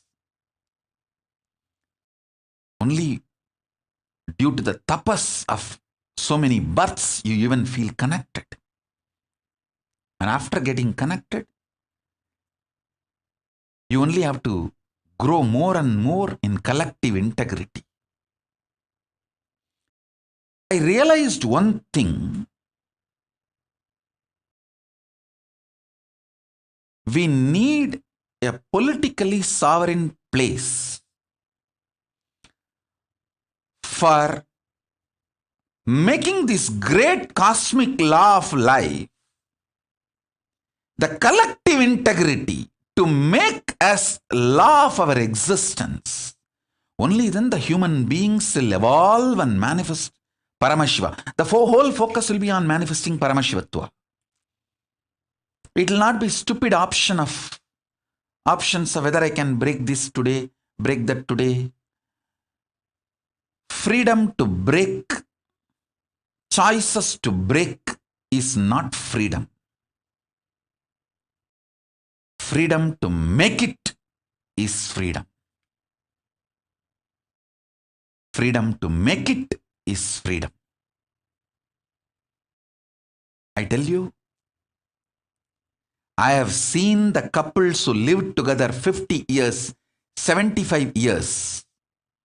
It's not that they did not have difference of opinion or struggles. They had everything. But never physically they collapsed or mentally they collapsed. Never they lost mind. Never there's a mental breakdown. Nothing. They just know the option of breaking does not exist. So it has to only flow towards collective integrity. And the most beautiful physical, mental, healthy beings I have seen is the couples who live together only with the focus of collective integrity, without even the option of breaking or divorce. That is why I insist on all my followers, all Hindus. If you are a practicing Hindu, forget the question of divorce. Look into all other options of how to make it work. Only that options you have. Neither sannyasa vrata, which is done through Vraja Homa, invoking all the gods. Neither sannyas vrata can be broken, nor marriage can be broken. Hindu marriage has no divorce. And I know I am talking not just to common mass individuals. Soumya from Hyderabad, I am talking to you all. Maitreyi, I am talking to you.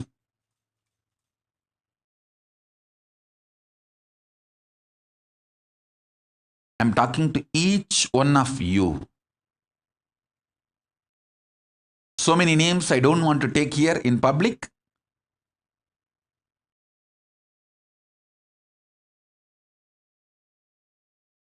Vinesh's camera is on and nobody is there.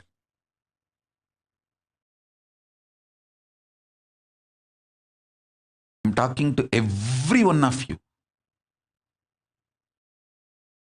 Growing the individual integrity into collective integrity is the only option we have.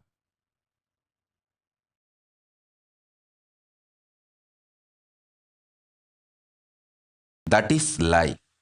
I tell you. I tell all of you. You will never have a physical breakdown, mental breakdown. If you listen to my words,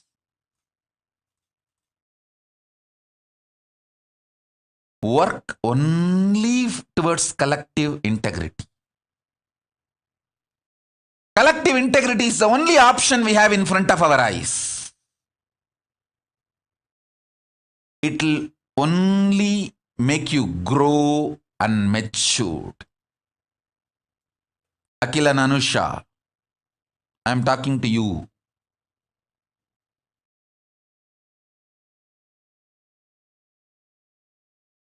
I'm talking to each one of you.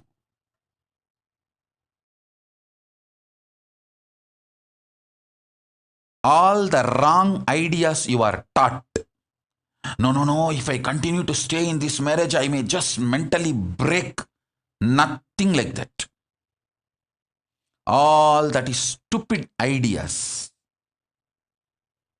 put inside you. You just need to get out of this reactionary, compulsive reactionary patterns and system. Have supposed to do individual integrity to manifest as collective integrity. Listen, Kailasa is the ecosystem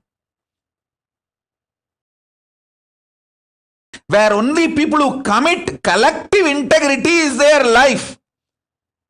It is not only spiritual understanding, even law. Only that kind of people are going to be in Kailasa. So, this kind of people create the right ecosystem where the real life positivity manifests. Whole life is focused on collective integrity.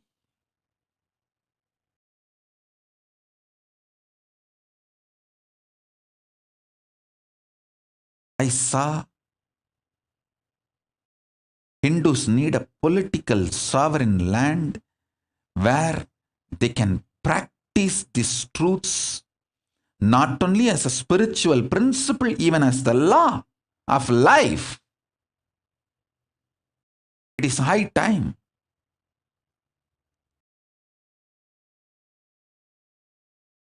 That's why Paramashiva manifested Kailasa. He himself manifested Kailasa.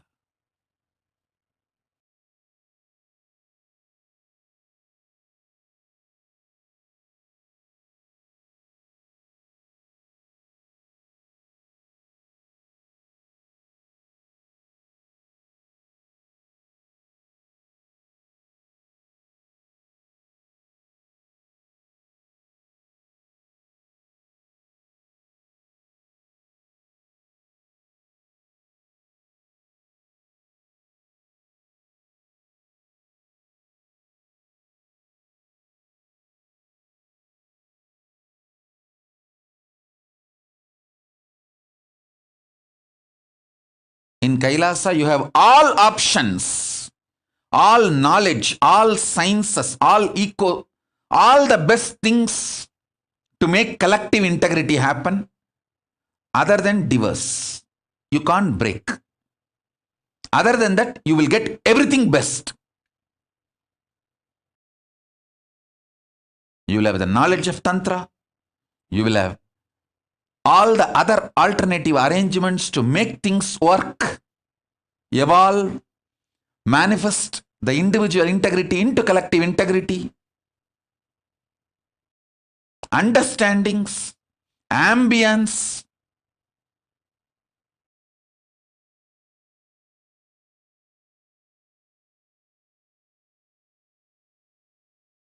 support,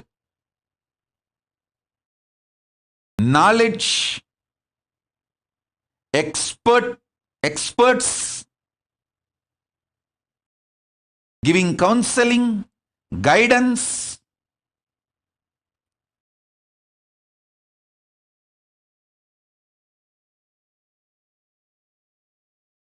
When couples have problems, there should not be divorce courts. There should be completion courts, where people are supported and helped.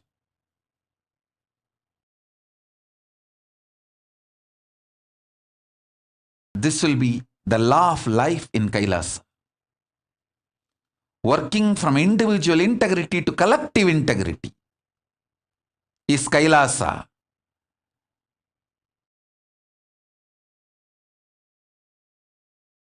Not working on collective integrity and slowly losing even individual integrity is spiritual suicide.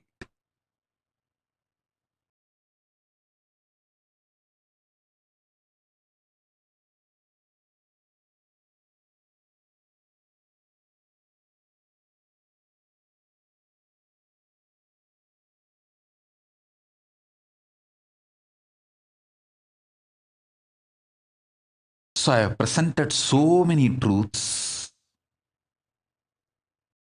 Listen to this satsang.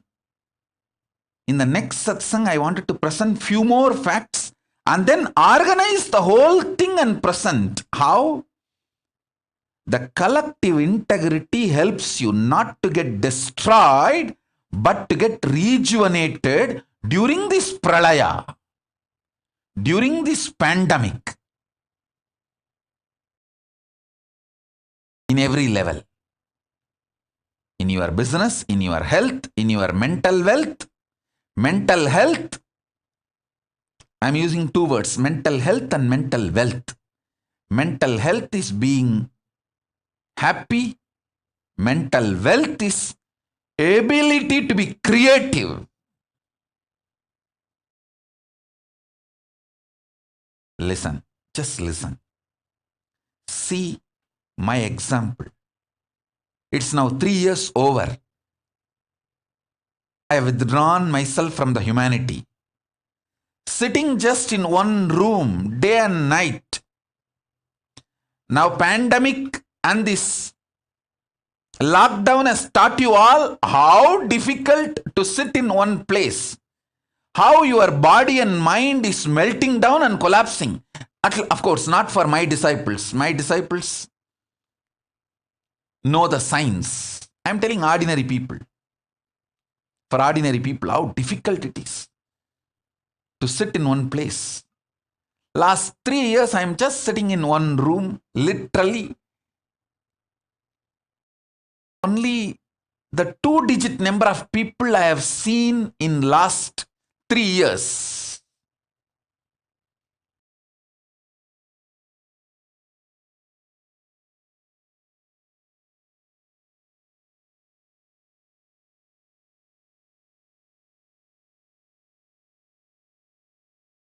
Listen, I'm repeating. Only the 2-digit number of people I have seen in last 3 years.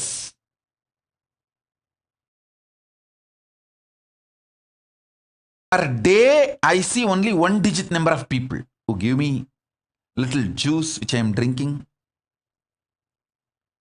Like a neem juice or some herbs. I dropped this habit of regular eating or regular sleeping. Both doesn't exist for me.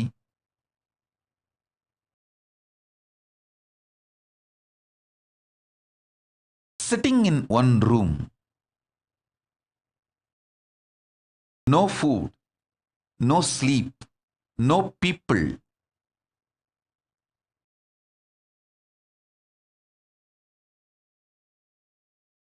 My body has not melted down, means collapsed. My body has not collapsed. It has only become healthy.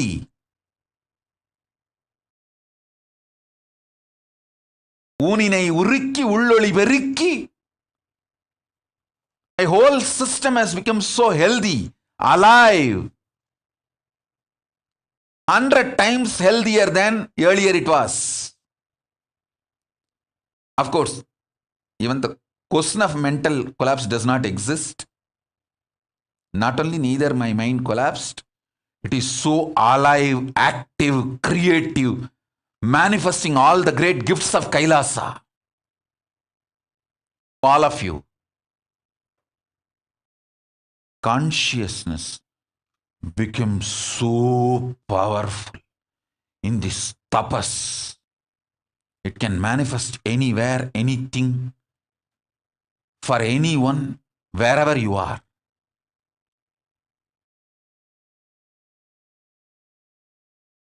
All the best things have happened just because I know the science of how to rejuvenate myself without getting destroyed in this pralaya.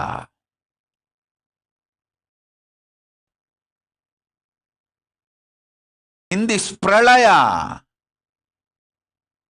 great deluge, if you get destroyed, you are fool. Stupid. Your ideas about yourself and life, everything is wrong. instead of getting destroyed, if you get rejuvenated, you are right. Everything you have about you, you know about you, life, everything is right. Right things get rejuvenated, wrong things get destroyed in this pralaya.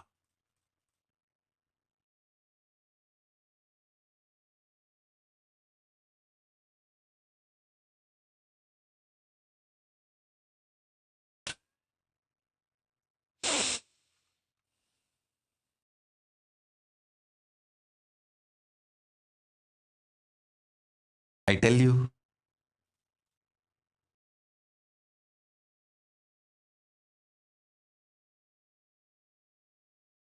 all the strategies I use in my life is absolutely cosmic law centered.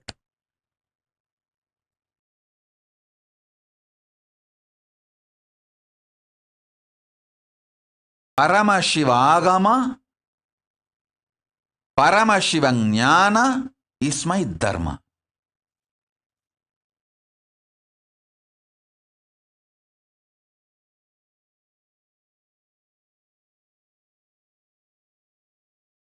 I am absolutely dharmic. Listen,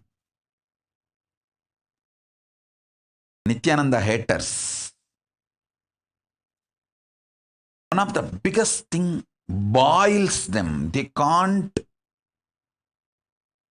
tolerate is, they have an idea that I am not dharmic, but I am successful because I am strategic. Fools need to realize, actually, I am successful because I am dharmic and I am not intelligent enough to be strategic. Cosmic dharma is my strategy. I have no other intelligence to be any strategic. I am a mere village boy. Hey, understand? The people who destroy themselves by trying to destroy me, the people who strategize to destroy me are not small guys. They are extremely cunning strategists.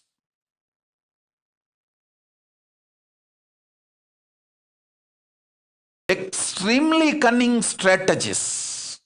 Worse than Saguni. And I am not that savvy politically or strategically. I am successful because cosmic dharma is my dharma. Cosmic dharma is my strategy. There is no other strategy.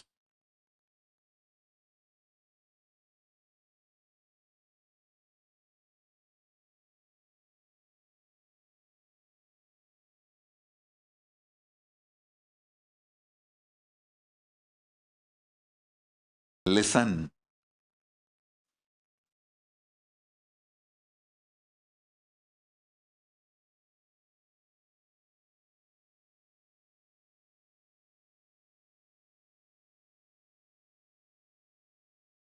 All those out there, Nithyananda haters, listen carefully. The anti-Hindu elements, listen carefully. Hindu-phobic elements.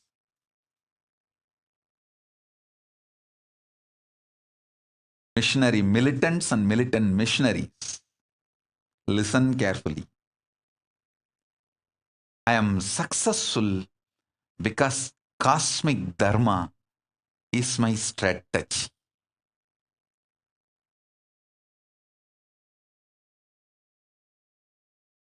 Not because of any strategies as you all think, as those Nithyananda haters think.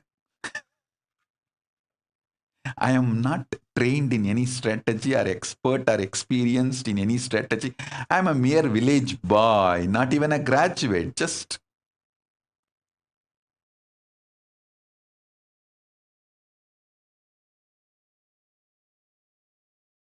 uneducated as per the Western standard. Fortunately educated only under my gurus. I tell you, if you are a youth and you are educated only under your guru and not educated under any other institution, organization, anything else, only Gurukul, you are the most blessed being.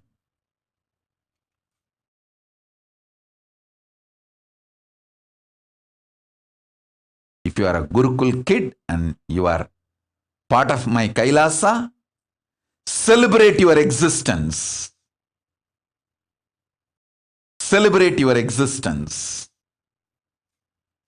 Soon world will realize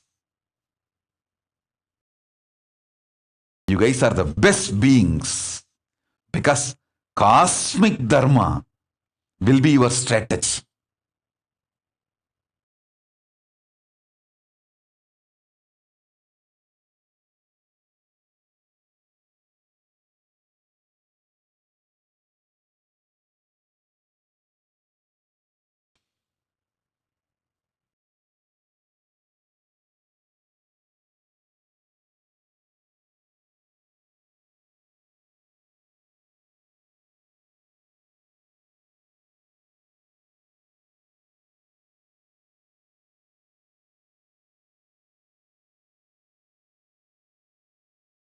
I tell you, the people who tried to destroy me and my Sangha, different gangs, different groups, various vested interest groups,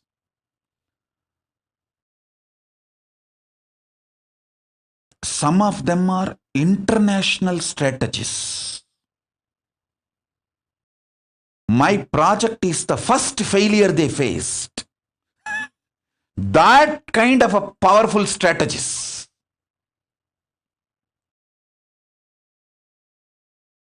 Whether in the media level or political level or strategy to coordinate all this. In multiple levels, these multiple gangs, mafias, terrorist gang, which tried to eliminate me and my mission, they are international strategists, very powerful people. As I said, their first failure is the war they waged against me. This is the first war they failed. That kind of a strategist. How I won against all of them? Because it's a simple truth. Paramashiva is with me. I am with Paramashiva. I just do what my gurus taught me and what my gurus are guiding me. My gurus continue to give me the cosmic dharma as my strategy. And they are continuing to guide me and manifest through me. That's all. Too simple. I was educated in Gurukul.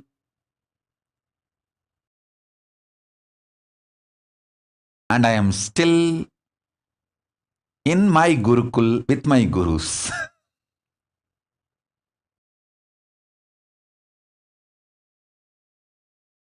I am extremely devoted to my gurus and I feel proud about it.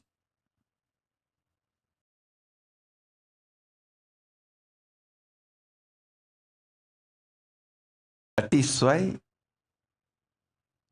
these international strategist gangs failed utterly and bitterly.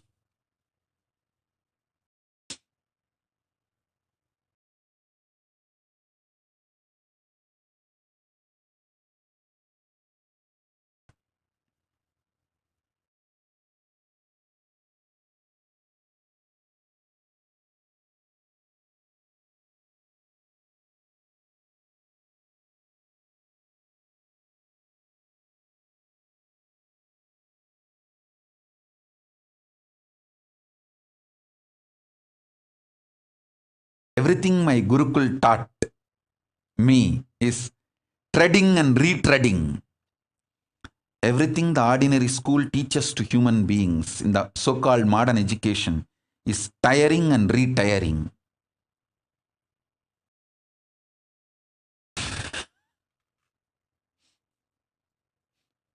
Tiring and retiring is the so-called anti-Hindu education, and treading, retreading is Hindu education. My gurus have taught me the science of treading on the path, and if my tires are worn out, they taught me how to retread and continue my journey.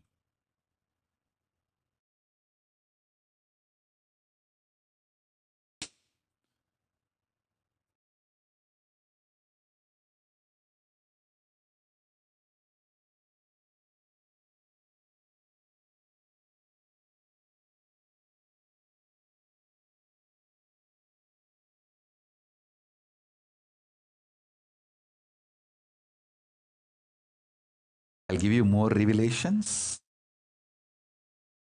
more truths, more understandings from various angles of Shastra Pramana, Apta Pramana, Atma Pramana, Pratyaksha Pramana, in multi-level,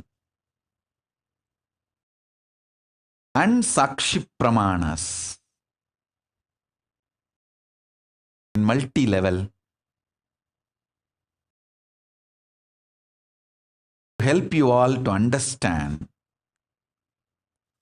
how the collective integrity, when you work towards collective integrity, you get rejuvenated, not get destroyed in this whole pralaya, and you become life positive intensely.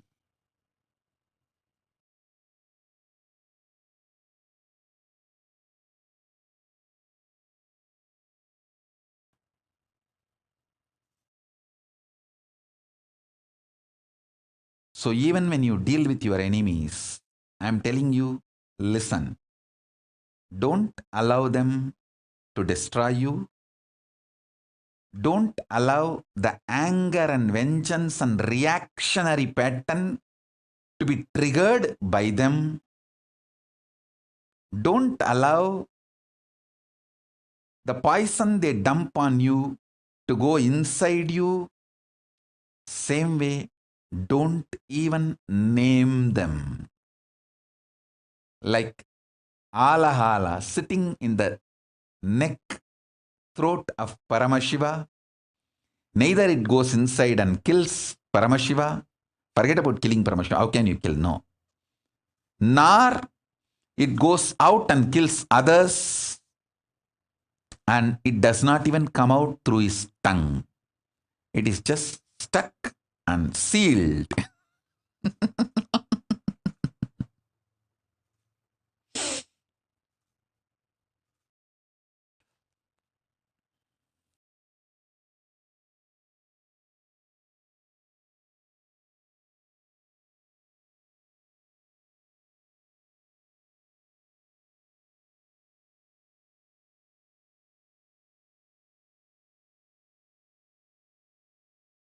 So do Vakyartha Sadas on collective integrity. All my Sangha, the Kailasa, all over the world, listen, each one of you, even if you work with a small number of people, if you build collective integrity, you become a leader, you manifest Paramashiva, you become part of the Kailasa.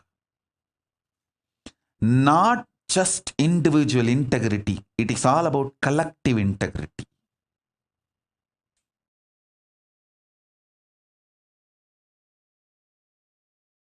Work on it. Work on it. Work on it. First, make people understand collective integrity should be law of life. So whoever commits for that take them as part of your team, and then help guide work.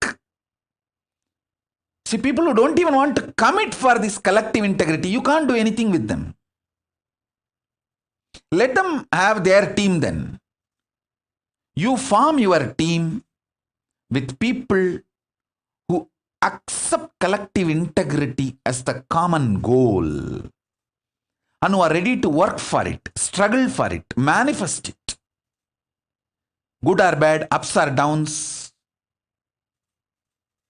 we will all stay together and make collective integrity happen. Only people who commit for that form a teamily with them. This becomes your family and team, both teamily, and start manifesting collective integrity. You will be successful in individual level and team level and cosmic level, Kailasa level itself.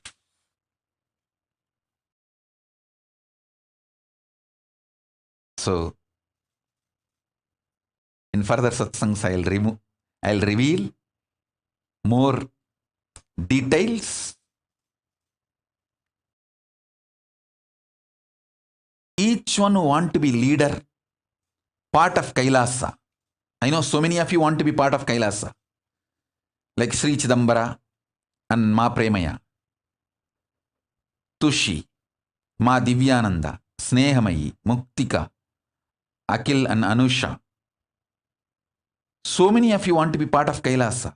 All of you start building your teamily now.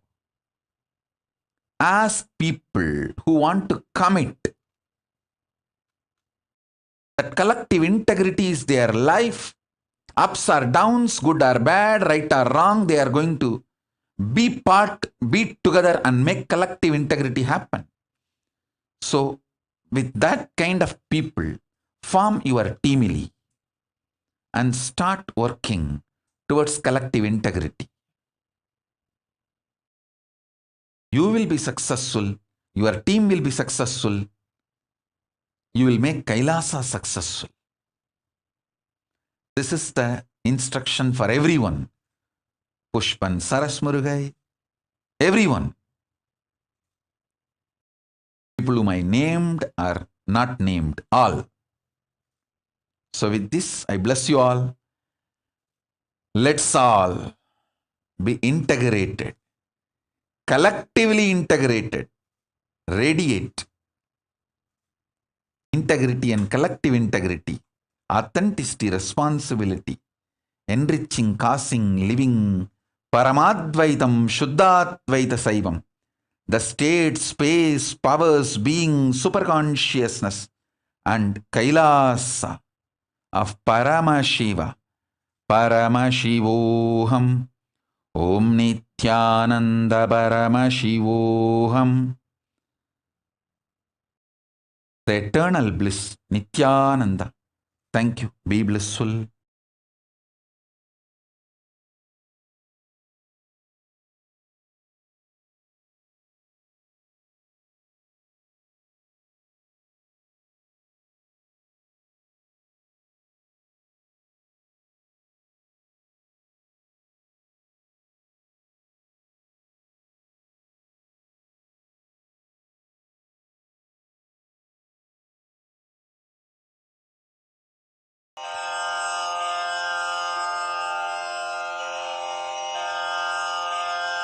श्रीकैलासोन्नतद्वादशान्तश्यामला पीठारूढ श्रीमीनाक्षि सुन्दरेश्वरा भिन्नस्वरूप परशिवपुत्र रत्न कुमार गुरुमण्यतुल्यावतार श्रीपार्वती स्तन्यपानलब्ध दिव्यज्ञान विश्रुत सकल निगमागम सारभूत द्राविड वेद प्रवक्त्रे श्रीमत् परम शिव करुणा समधिगत मुक्तामय चतुरश्रयान गीयमान छत्र चामर श्रीचिह्न काहलादि समस्त बिरदावल्यलङ्कृत ज्ञान विज्ञान चक्रवर्ती सर्वजनसङ्घ सद्यो निर्वाण दीक्षा व्ययापवर्गवर्ष विश्राण जीमूत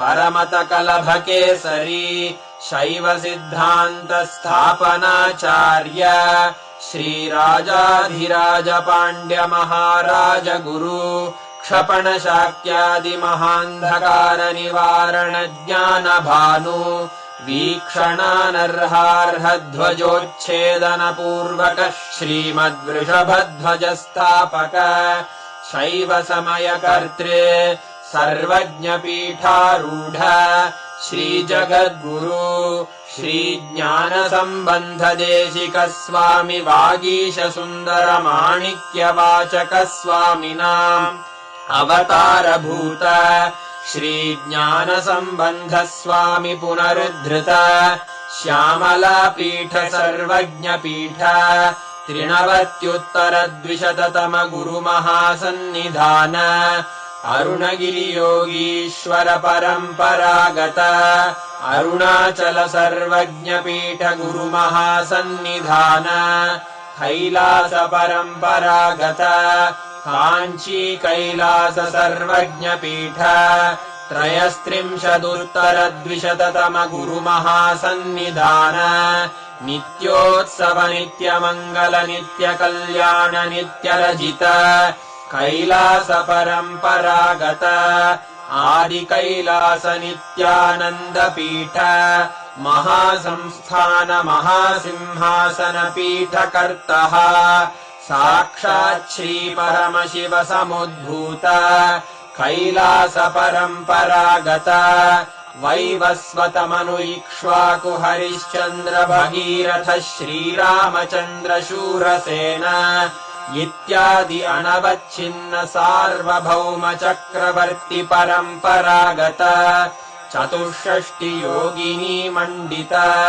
चतुष्षष्टि सम्प्रदाय प्रवर्तक मनुधर्मशासन सूर्यवंश प्राप्त सर्वज्ञपीठ सुराङ्गि साम्राज्य मूर्धाभिषिक्त चूडामणे साक्षात् श्री परमशिव समुद्भूत कपिल महागुरु पुनरुद्धृत महानिर्वाणिपीठ अष्टोत्तर सहस्र श्री महामण्डलेश्वर साक्षात् श्री परमशिव सिंहासनाभिषिक्त समस्त गणनायक श्री महागणपति समारंभ अनवच्छिन्न पीठाधीश्वर गुरु परंपरा प्राप्त अटल पीठ अष्टोत्तर सहस्रतम अष्टोत्तर सहस्र श्री अटल पीठाधीश्वर धर्म मुक्ति स्वर्गपुर स्वर्ण पीठ त्रयोविंश गुरु महासन्निधान कैलास परम्परागत आदिपीठ सर्वज्ञपीठ जगद्गुरो श्रीकैलास पुनरुद्धारक श्रीकैलास परमाचार्य श्रीमत्परमहंस परिव्राजकाचार्य वर्य सच्चिदानन्द प्रणव स्वरूप श्रोत्रिय ब्रह्मनिष्ठ श्रीमज्जगद्गुरु श्रील श्री भगवत् श्री नित्यानन्द परमशिव श्री ज्ञान सम्बन्ध देशिक परमाचार्य स्वामिन् अत्रागत्य परिपाल्य च अस्मान् विज्ञान वितरणेन विजयी भव जय जय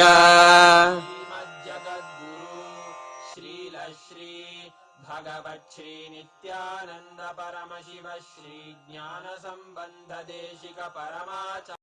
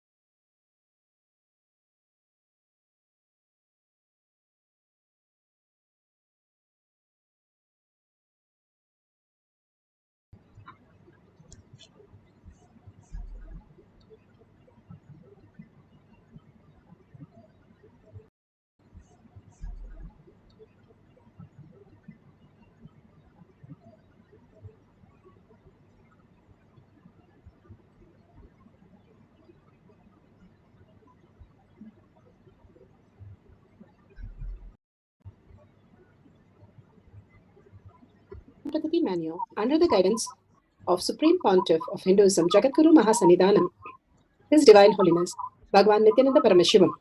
Let's start with the Sadguru Vandanam. Nithyanandam Paramasukhanam Kevalam Jnanamurtim Dvandvatitam Gaganasadushnam Tattamasyadi Lakshyam Ekam Nityam Vimalamachalam Sarvadi Sakshi Bhutam Bhavatitam Trigunarahitam Sadgurum Tam Namami. Let's go through the disclaimers. Security measures. No photography, video, audio recording. Important cautions.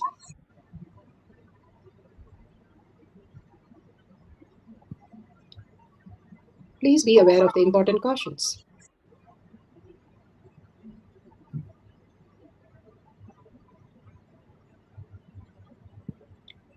What is power manifestation? Let's hear from Bhagavan himself explaining what is power manifestation. All the 25 states of consciousness, when they happen in you, due to your chemicals and hormones, ups and downs, it is powerlessness. When it happens in you, out of your free will and consciousness, it is powerfulness. That's all. When you fall into sleep, it is powerlessness. When you enter into sleep, it is powerfulness. When you fall into dream, it is powerlessness. When you decide to dream, it is powerfulness. So I have added the ultimate powerfulness, Turiyatita, in your whole being and doing, manifest all the powers. Understand, power manifestation is nothing but cognitive shift. It is not work. It is cognitive shift. Understand? It is just cognitive shift. It's not work. Work is a 4-letter word. Power manifestation is cognitive shift. Playing with life. Playing with being alive. Static matter, dynamic activity, strategic existence, all these three has no boundary. You are one with it. You are alive in everything. So beautiful, Bhagavan said, what is power manifestation? Power manifestation is being alive. Beautifully, Bhagavan has given us a powerful cognition. Now he is teaching us the science of power manifestation. It is a science because it is repeatable and all of us can manifest at any time. And the evidences, how Bhagavan said the pramanas, the evidences to support it is science that each one of us can experience the superconscious space of oneness. And here he gives us the science of power manifestation, which is authentic, time-tested, foolproof and scientific. The Shastra Pramana, evidence from the scriptures, the eternal unchangeable truth revealed in the source scriptures, the Vedas and the Agamas. Apta Pramana, the experience and the results of the Aptas, the Itihasa, the Puranas, the stories of the Rishis, Munis, Ganas, Nayanamars, Alvar, Siddhas, all of them are authority of Hinduism, where manifested all the powers of Paramashiva, living in the oneness with Paramashiva. Atma Pramana, account of His Divine Holiness Bhagavan Nithyananda Paramashivam, this millennium's avatars, personal experience of each power manifestation, Bhagavan's very own Leela to show us how a human can experience the conscious space and become the superconscious being. So beautifully he describes in each of his satsangs. Shakshi Pramana, the experience of the millions of disciple, devotees, followers all around the world, manifesting the powers of Paramashiva. Bhagavan has beautifully said, whoever comes to the Kailash courtyard and they will simply experience my presence and manifest me as their reality. And beautifully, in the space of oneness, we can experience Bhagavan himself as our own Paramashiva space. Pratyaksha Pramana are the scientific study measuring the effect of being in the enlightened state. Clearly, it is shown that there is no thoughtless space. When measured on Bhagavan or disciples or balasans, it's clearly seen that they have no thoughts and they can live beyond the thoughts. It's not like the entertainment which puts the thoughts into sleep, but being alive, aware and fully conscious but no thoughts. That is the most beautiful space you can experience, becoming more and more aware how you exist in the existential reality. Bhagavan has beautifully given the Shastra Pramana. This is Shastra Pramana from the Vijnana Bhairava Tantra. Vijnana. Vijnana is consciousness. Bhairava is one who experiences consciousness beyond the mind. Tantra is the method where you experience consciousness beyond the mind. Bhagavan beautifully explained the Tantra, how a couple can experience the higher consciousness when they start each other more and more into going in supporting the higher reality, who they are, how they need to function, how they need to exist, and how they can regenerate themselves and start manifesting the powers of Paramashiva, ultimately become one with Paramashiva. That is the beautiful space how a tantra, a method is given for each one of us to experience the highest consciousness, becoming eternal and the ultimate space of oneness with Paramashiva. Here, this is Vijnana Bhairava Tantra, Sutra 84, Dharana 61. Dharana 61. Akasham vimalam pashyan kritva drishtim nirantaram stabdhatma takshanad devi bhairavam vapurapnuyat. Akasham vimalam pashyan kritva drishtim nirantaram stabdhatma takshanad devi Bhairavam vapurapnuyat.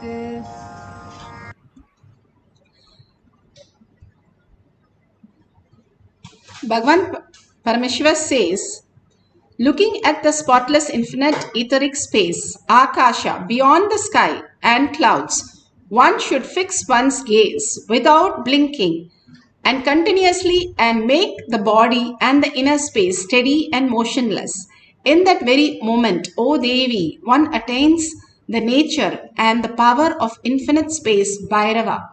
Beautifully he says, the body and the inner space steady and motionless. How, if you do not allow anything, the reaction, the obsessive compulsive reaction from the outer world, and be in oneness with Paramashiva, and from that oneness space, without the struggle, understanding that everything is projected, is a projection of you, taking the responsibility, even though you are not part of it, whatever happens, you taking the responsibility that everything that exists in your world is because you existed, you are manifesting that reality, and that everything that is projected as your projection. And simply understanding that, we will start aligning to ourselves and aligning everything else also.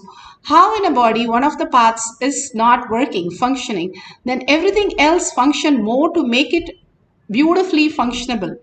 Like your body, the cells are continuously dying and the cells are regenerating continuously. It is happening in a beautiful manner, the rhythmic manner, that it does not even show you any effect, but it is continuously happening. The continuously regeneration is happening, and the part is healing itself and also making it functionable. If something is not functioning, the other part helps to function. If one part is, your one leg is paining, the other leg supports more for the one leg. And it's so beautiful how the collective integrity happens in the microcosm. Same way how we can experience the oneness in the outer world. Bhagavan beautifully said, if you cannot hold the collective integrity in the outer world with others, then you cannot hold it in yourself, because each one is a representation, a part of you. How the spouse or the brother or sister or mother is nothing but part of you, as come in shapes and sizes and colors, which is your own opinion and your own judgment and your own reality. Bhagavan says, Dvaita Varjita Advaita, that how the struggle is, even if you're struggling, you understand that oneness is the ultimate strategy. Being Paramashiva, being consciousness is the way to exist. Then we understand the deeper science. If a clay is molded into different things, a clay is molded into a house, into a pot, into a person, but you know the basic ingredient is the clay. Bhagavan beautifully says the basic ingredient is the space of Paramashiva, the oneness space, and that is manifested as different notion, different reality, different perception. Now, if we integrate everything to that oneness space, again, only from looking at the oneness space, even things which are not working, things which are happening, which is not the way you wanted, things which are getting you into complete chaos, and he says most of that is the smallest trigger which pulls you off, and it is not something huge, it is the small ones which pulls you off, and you call it the last leaf, and simply for disintegrate. Instead, you integrate yourself again and again, understanding the whole reality is a perception of your reality, and how beautifully you can experience the oneness holding only the strategic of holding the oneness space. Bhagavan said he holds the whole Kailasa with all the confusion and all the chaos to the extreme level that he's going through, with all the pandemic, all the trolls, all the assassination, all the traumas that the devotees are going through, everything put in, and he is completely in the beautiful space of oneness. That is only because he says, I hold the oneness as my ultimate integrity, and simply that collective integrity for each one, even my enemy, I do not react, and wholly hold a space for him so that he can transform and simply manifest as Paramashiva. Bhagavan beautifully said in one of the satsang, where even in the long line, the trollers are at the end of the line. Even they are part of the line to get into the space of oneness. Such a beautiful space Bhagavan holds. There's nobody that there is an enemy for Bhagavan, because everyone and each and everything that exists is a part of him. He understands and cognizes and lives as that being. That makes it so compassionate for him to pour the compassion into anything and everything and beautifully manifest as beautiful reality. And here, Apta Pramana. Apta Pramanas are from the Rishis, Munis, Ganas, Nainamas, Alvars, Siddhas. Raghavendra was there. He was a great Mahatma who happened on planet Earth and simply manifested all the powers of Paramashiva. This is from his source website. And an astrologer came to predict, three astrologers came to predict his life. And one predicted 70 years, one predicted 300 years, one predicted 700 years. And beautifully he said, all the three are right. 70 years he lived in the body, 300 years he lived in his teachings, and 700 years he lives in his samadhi, the ultimate oneness with Paramashiva radiating. Bhagavan has beautifully said, when a being goes into the samadhi, simply they are much powerful than the nuclear force. That is why anybody going near that samadhi and making a wish, it really becomes the reality, because it's in such deep, higher conscious space. You also start mirroring that, and your perception changes and the reality happens. Each time when we look at Bhagavan, even as just a flyer, Bhagavan says, you entangle with the highest consciousness and manifest as powers.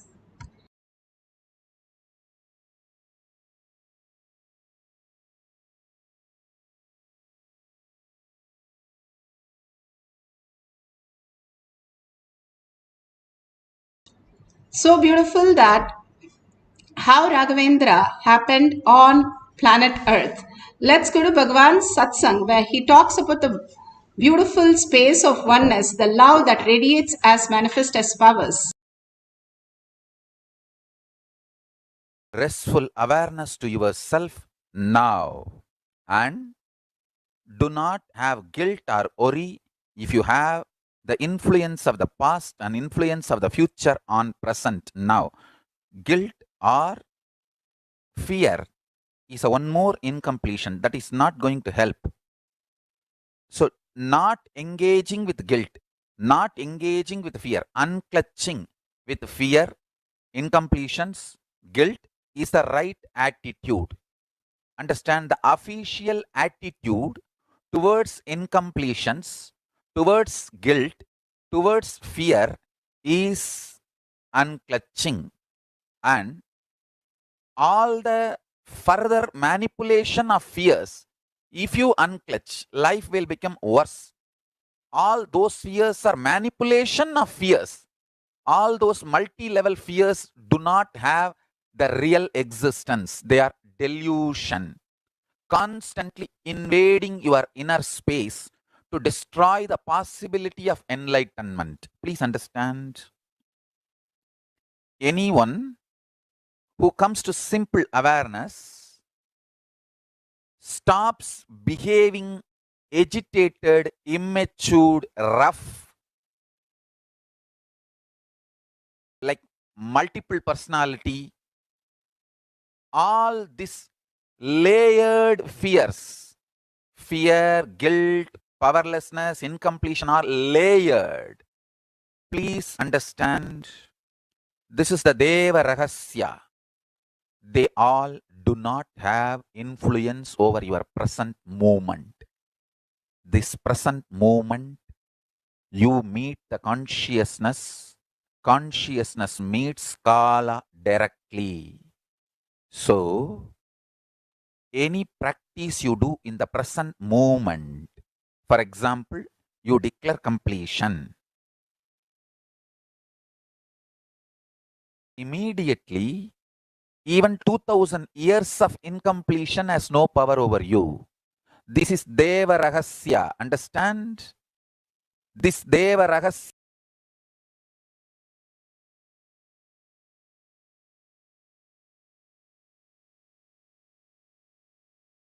can empower the truth in you just like that. You give now. Only thing, don't become arrogant. Don't become arrogant. When this truth was given to Brahma, he became Paramashiva. He became one with Paramashiva. But unfortunately, he could not maintain himself in that state. He started developing arrogance and started abusing Shiva and Guru. Paramashiva, who gave this truth to Brahma as Guru, he started abusing the Guru, thinking that he knows the whole business trick or trick of the trade or the whole thing. Then Kalabhairava manifests and removes his one head and makes him understand the truth ultimate, and again gives him back the Parabrahma space, and Brahma continues to do his responsibility of creation. Understand, Kalabhairava is eternal compassion, eternal love. Whenever you express love, even in simple acts, like giving a smile, giving a sweet hug, without calculating, even simple act you do, the strength you feel is Kalabhairava's strength. It is Kalabhairava's strength. A lady devotee with a mentally little challenged child goes to Ramakrishna and asks, what wrong I did that I have got a child like this? Ramakrishna says, remember that child is God and take care, you will become enlightened. Because the simple act of giving love strengthens your Kala dimension.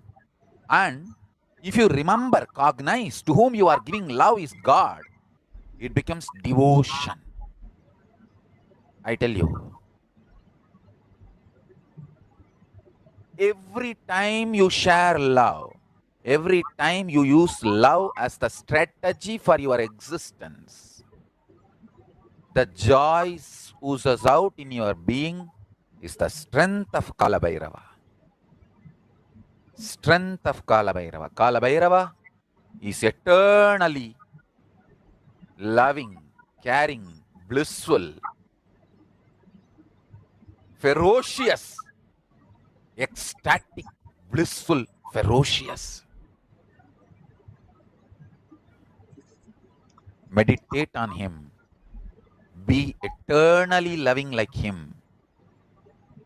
You will be just. Understand? All justness manifests from extreme love.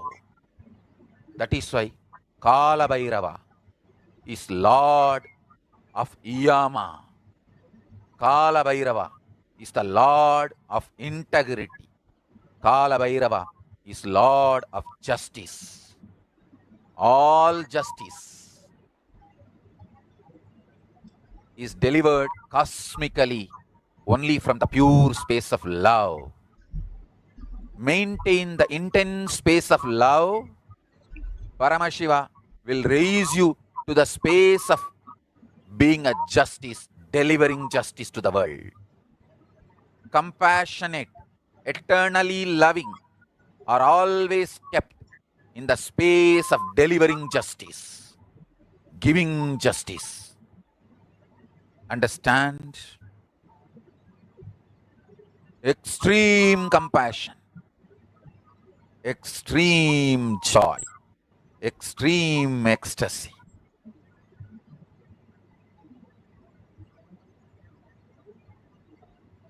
Brings intense powerfulness and strength in you.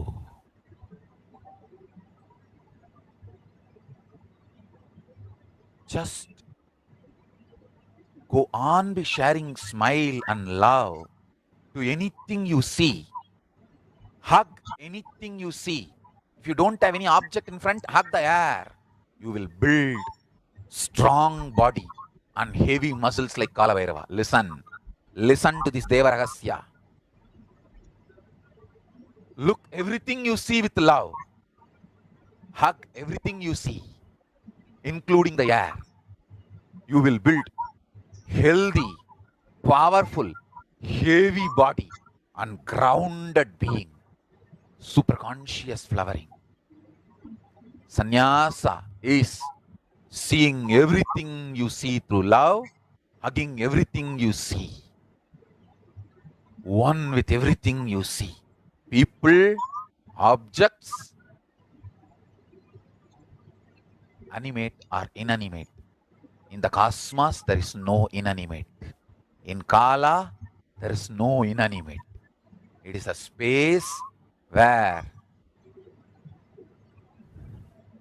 the big bangs and black holes, planets, suns and stars and moons evolve. Billions of years exist and dissolve spontaneously, simultaneously, without gap. Billions of years without gap. Meditate on it. Meditate on it. Meditate on it. It is Deva Rahasya. The moment you understand this, your third eye will open up. Billions and billions of yugas. Zillions and zillions of years without gap. Meditate on it. That is Kala Bhairava's fire. The Prabha, Tejas, shining of Kala Bhairava is this powerful cognition.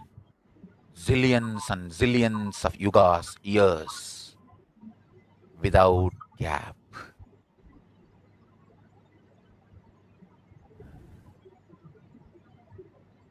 Universes, multiverses happen, exists for billions of years, dissolve, but no gap. It is spontaneous and simultaneous. Meditate on this in your third eye. Meditate on this in your third eye.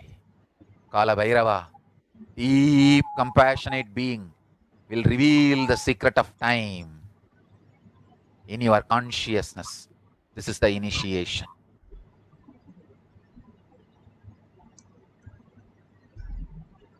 Beautifully, Bhagavan explained how the love is a current which keeps everything together and manifests as your reality. And just by pure you recognizing everything in love and you understanding, you will start downloading the Kala, the time which stores every record in the universe. You can see the Balasans here in Shakshi Pramana beautifully manifesting the power of Akashic reading. The happening of the Akashic readings. Swamiji is continuously, in everyday satsang, he is delivering different messages, different truths, so that we all can start manifesting the powers of Sadashiva. So what you are witnessing right now is also one of the powers of Sadashiva. Here, Balasans of Nithyananda Gurukul sit every day and reveal the Akashic readings, the cosmic archives to their bodies, in whichever casual way they want. Just see their body language. Normally, if you see their body language, it will be completely different from the way how it is right now. Body language of each kid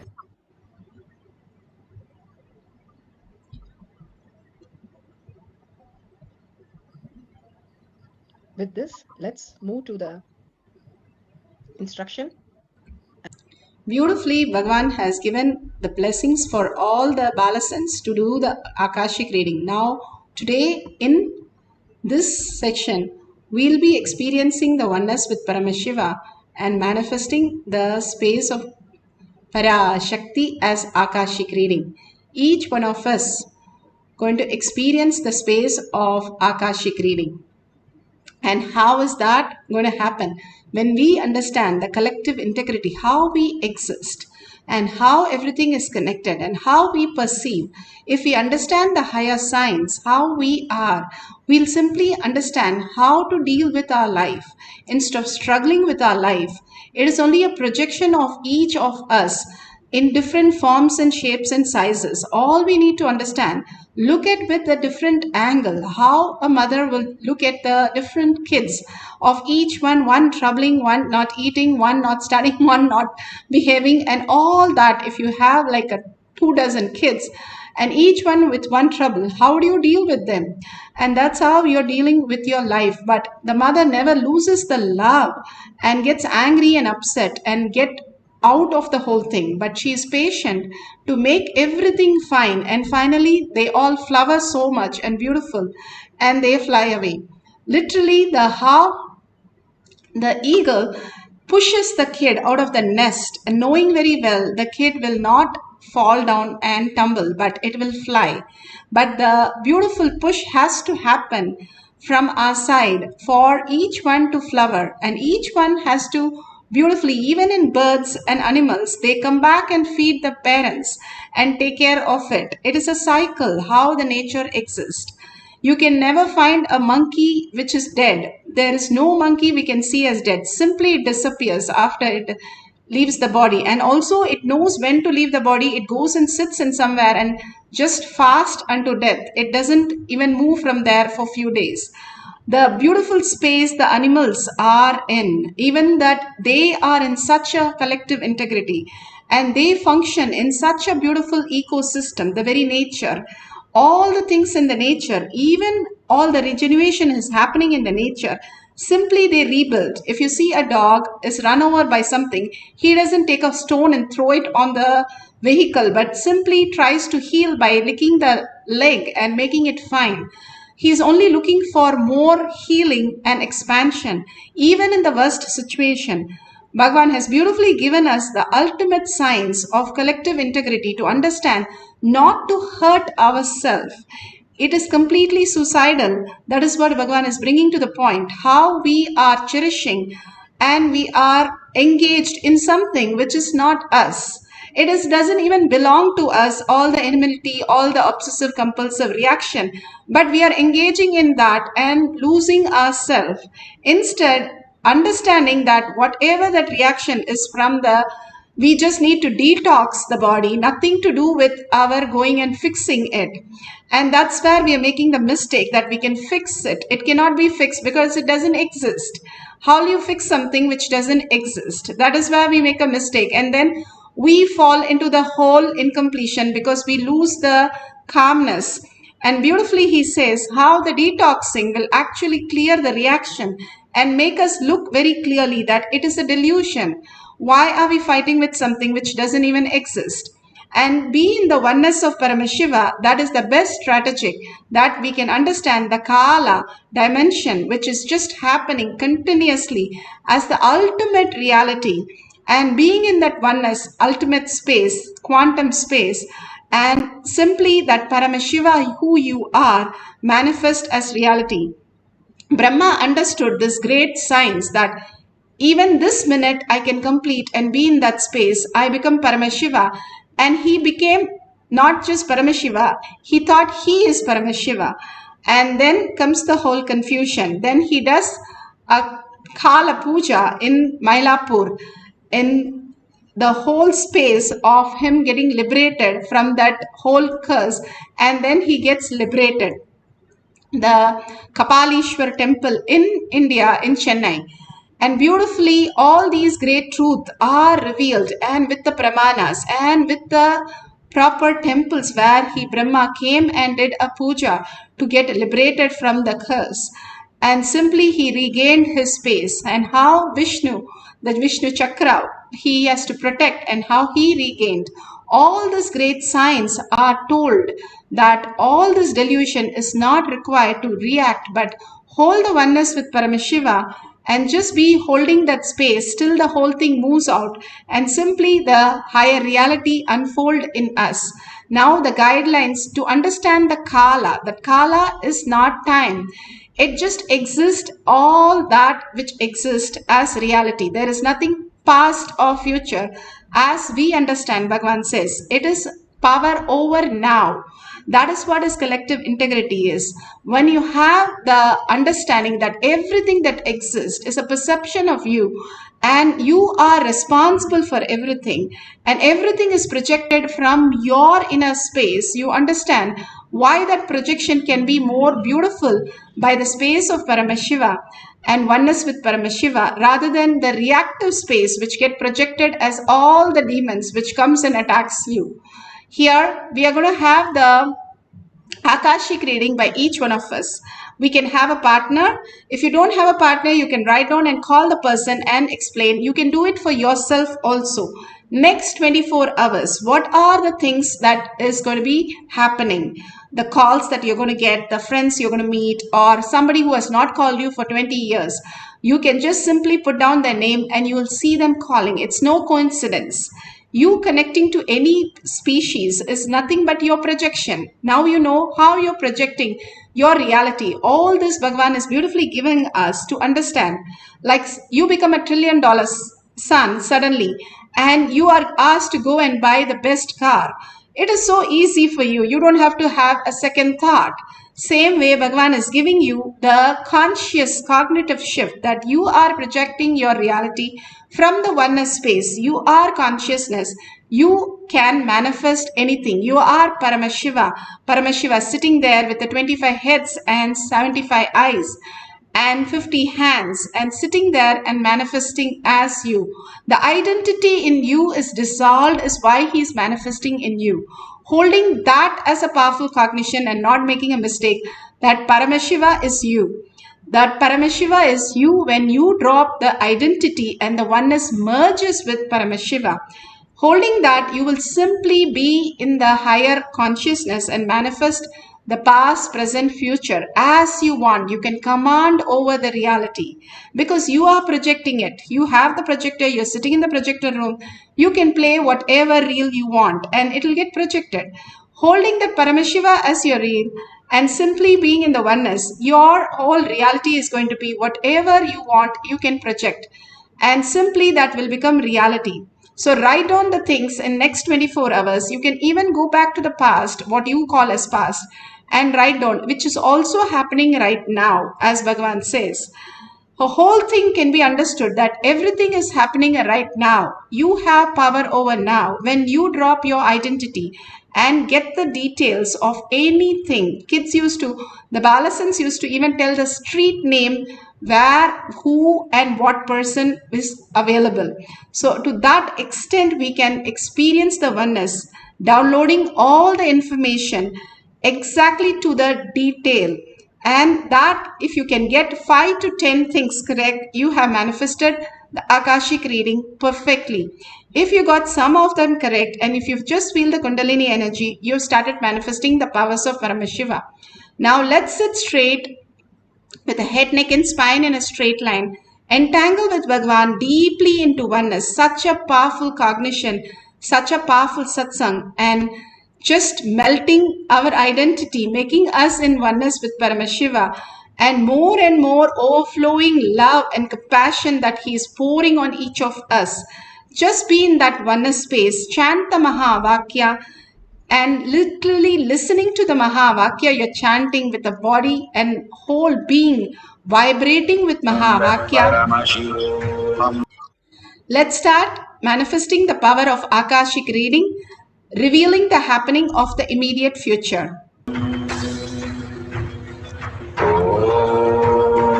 Nithyananda Paramashivam. Nithyananda Paramashivam.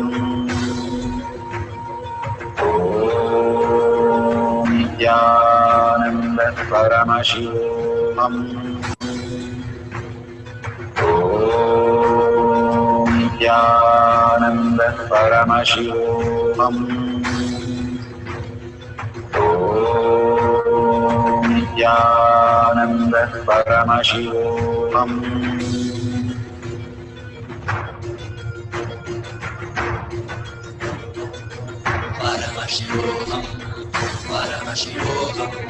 Let Paramashiva's third eye manifest in all our third eyes.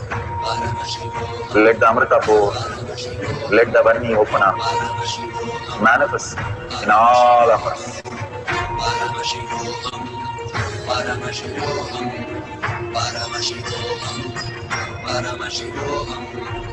Let Paramashiva overflow, manifest the powers in all our third eyes. Om Nithyananda Paramashivoham. Om Nithyananda Paramashivoham. Om Nithyananda Paramashivoham. Om Nithyananda Paramashivoham. Om Nithyananda Paramashivoham. Om Nithyananda Paramashivoham. Om Nithyananda Paramashivoham. Om Nithyananda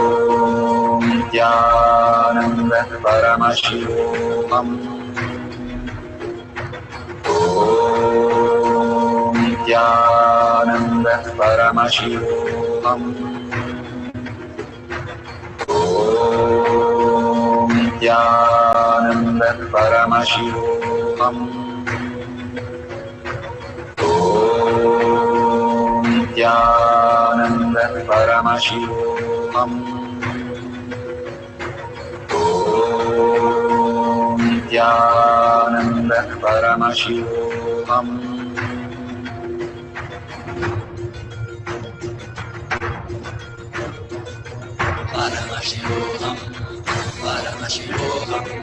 Let Paramashiva's third eye manifest in all our third eyes. Let the Amrita pour, let the Varni open up, manifest in all of us.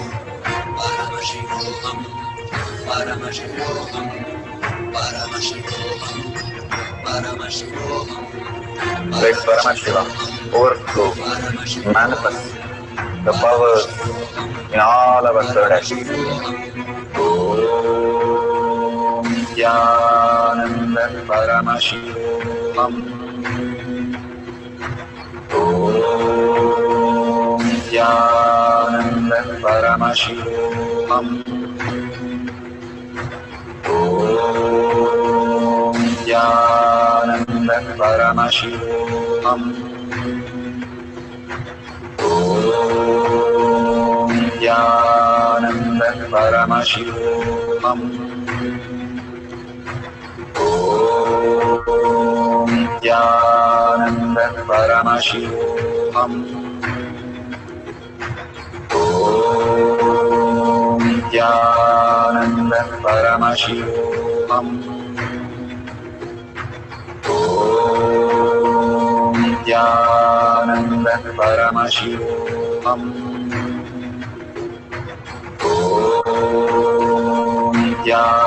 Om Nithyananda Paramashivoham. Om Nithyananda Paramashivoham. Om Nithyananda Paramashivoham. Om Nithyananda Paramashivoham. Om Nithyananda Paramashivoham. Om Nithyananda Paramashivoham. Om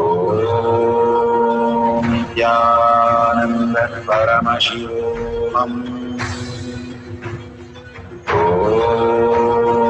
Nithyananda Paramashivam. Om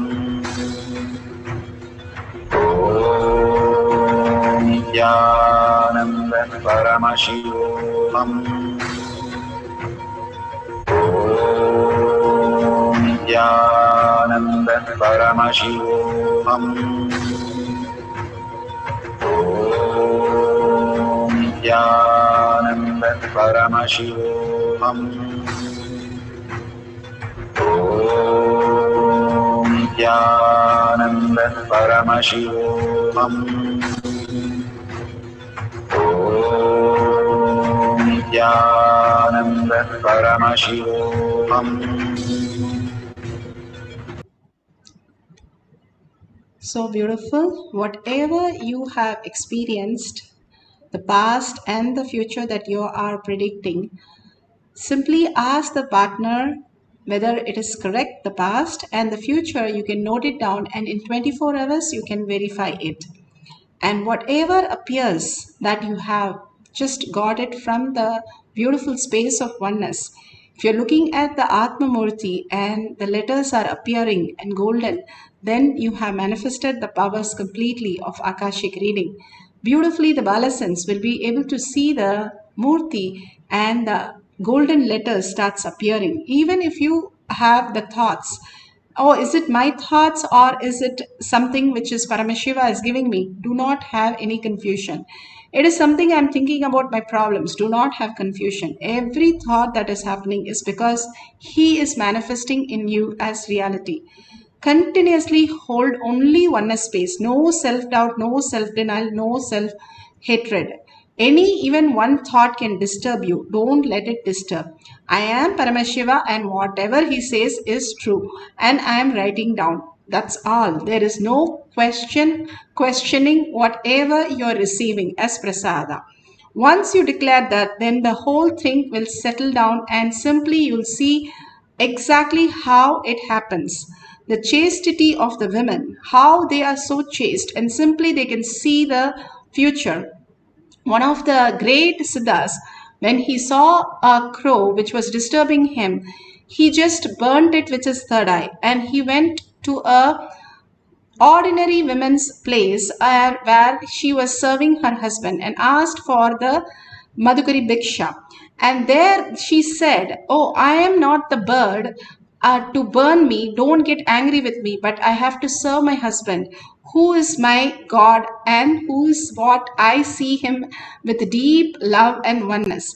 And she went back and she came after some time and served him. He was so shocked. How did this woman know about me? And then she tells, oh, go ask the butcher in Varanasi. He will tell you what happened. And then he was more shocked. How will a Varanasi person know what is happening out here? And so he goes to the butcher, and actually when he goes, the butcher says, are you the person who went to the lady to find out how to understand how the bird how you burnt the bird and how the lady had sent you to me? And he was so shocked. How did you know about all this? There was no cell phone at that time. And simply he says, when you are in such a love and compassion with who you are holding, the mother and the father or the spouse or anyone, your guru, as God, you will have such a chastity in you. You can see the future, see what's happening around you, just like how you understand the past, much more clearer than even the past. Bhagavan beautifully says how the chaste women can see things much beyond and are able to bring integrity to their life and such a beautiful space of oneness, understanding only from the context of oneness, and the reality is only manifesting Paramashiva as their reality. So each one of us hold that space, the highest integrity, that Paramashiva is who you are. You are the space of consciousness. You are not just the body. You're also the body which you projected as your reality. You're also the human beings that you projected as your parents, as your timali, as your companion, as your dogs, as your pets, or whoever you see as an animate or an inanimate, is only a projection from you. So that is why you are responsible for everything that exists, because you created it and you are the source of it. If you change the source, if I put a red light, then I can see everything in red. If I put a green, I can see it in green.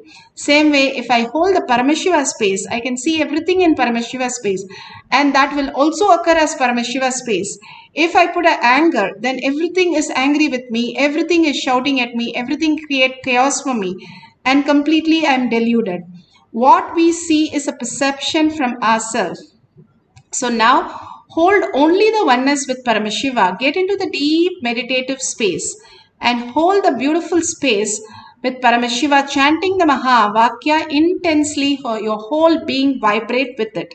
It is a science. When we follow these steps in simple obedience and simple integrity, we are going to manifest Paramashiva. And that is the ultimate space. How simple it could be. That is where the problem is. The pill is so small and it is so tiny that it puts you even for sleep, a sleeping pill or anesthesia. But you don't go and question that. How is this pill? And you don't go and do a research. You know it because the science have told you. Same way, Bhagavan has given a simple instruction. Put away your gadgets. Sit with only Paramashiva, Parashakti in your third eye. Continuously be in that bhava. I am Paramashiva. Hold yourself with even the attire, even the looks that you hold. Hold only Paramashiva. The bhava, completely engrossed in Paramashiva. How Kalabhairava exists. If your Ishtadevata is Kalabhairava, even experience the skull on your body. Even experience the fire around you. Hold that great bhava and chant the Maha Vakya intensely. You will experience the oneness with Kalabhairava and manifest the powers so vividly and so clearly. And at the end of it, we can share it. Now let's start chanting for a few minutes the Maha Vakya and entangle with Bhagavan.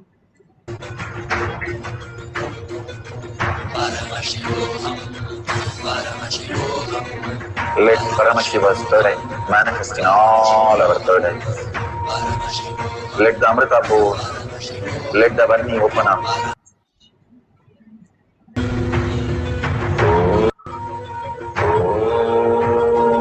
Nithyananda Paramashivoham.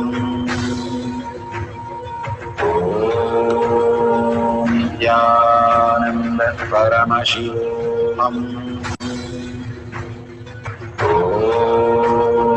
Nithyananda Paramashivoham. Nithyananda Paramashivoham.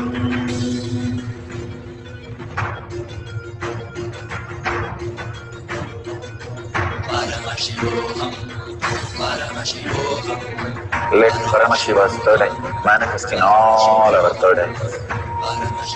Let the Amrita pour, let the Varni open up, manifest in all of us.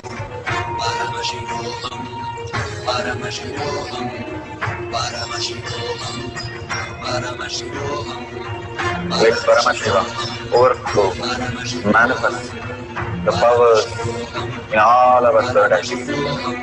Om Nithyananda Paramashivoham. Om Nithyananda Paramashivoham. Om Nithyananda Paramashivoham. Om Nithyananda Paramashivoham. Om Nithyananda Paramashivoham. Om Nithyananda Paramashivoham. Om Nithyananda Paramashivoham. Om Nithyananda Paramashivoham.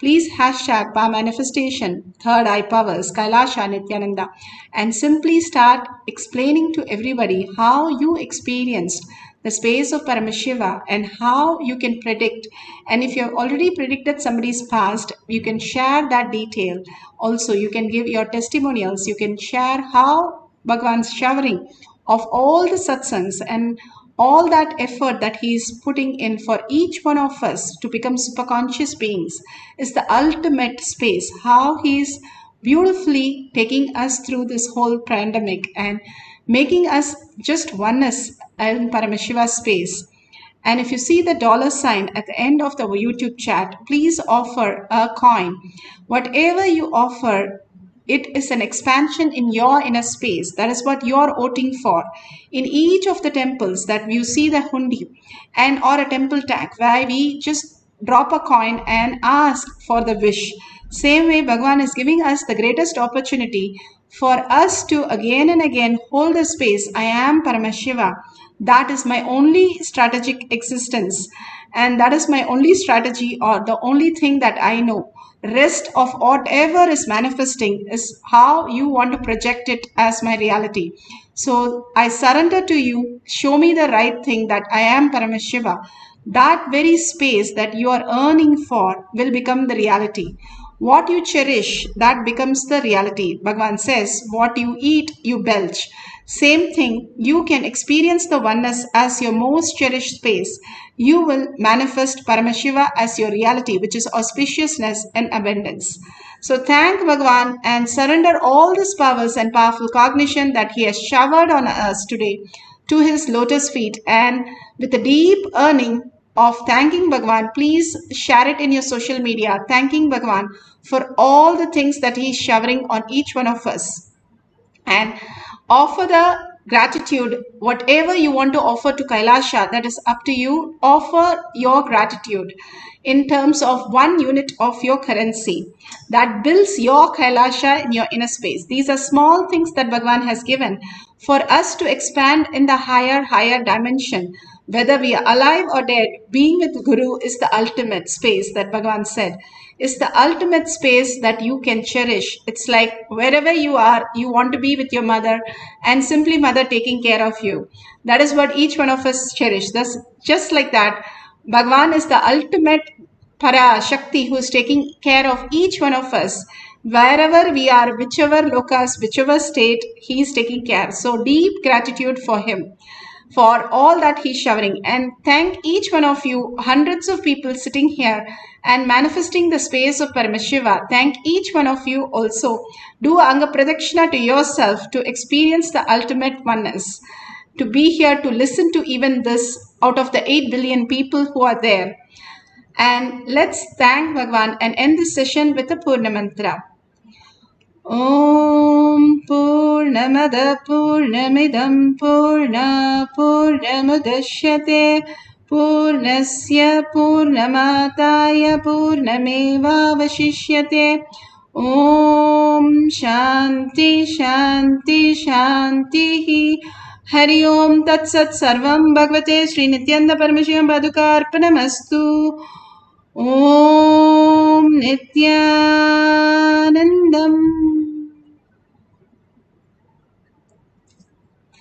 Thank you so much. Don't miss the Bhava Darshan today. Beautiful darshans are going to be there following this.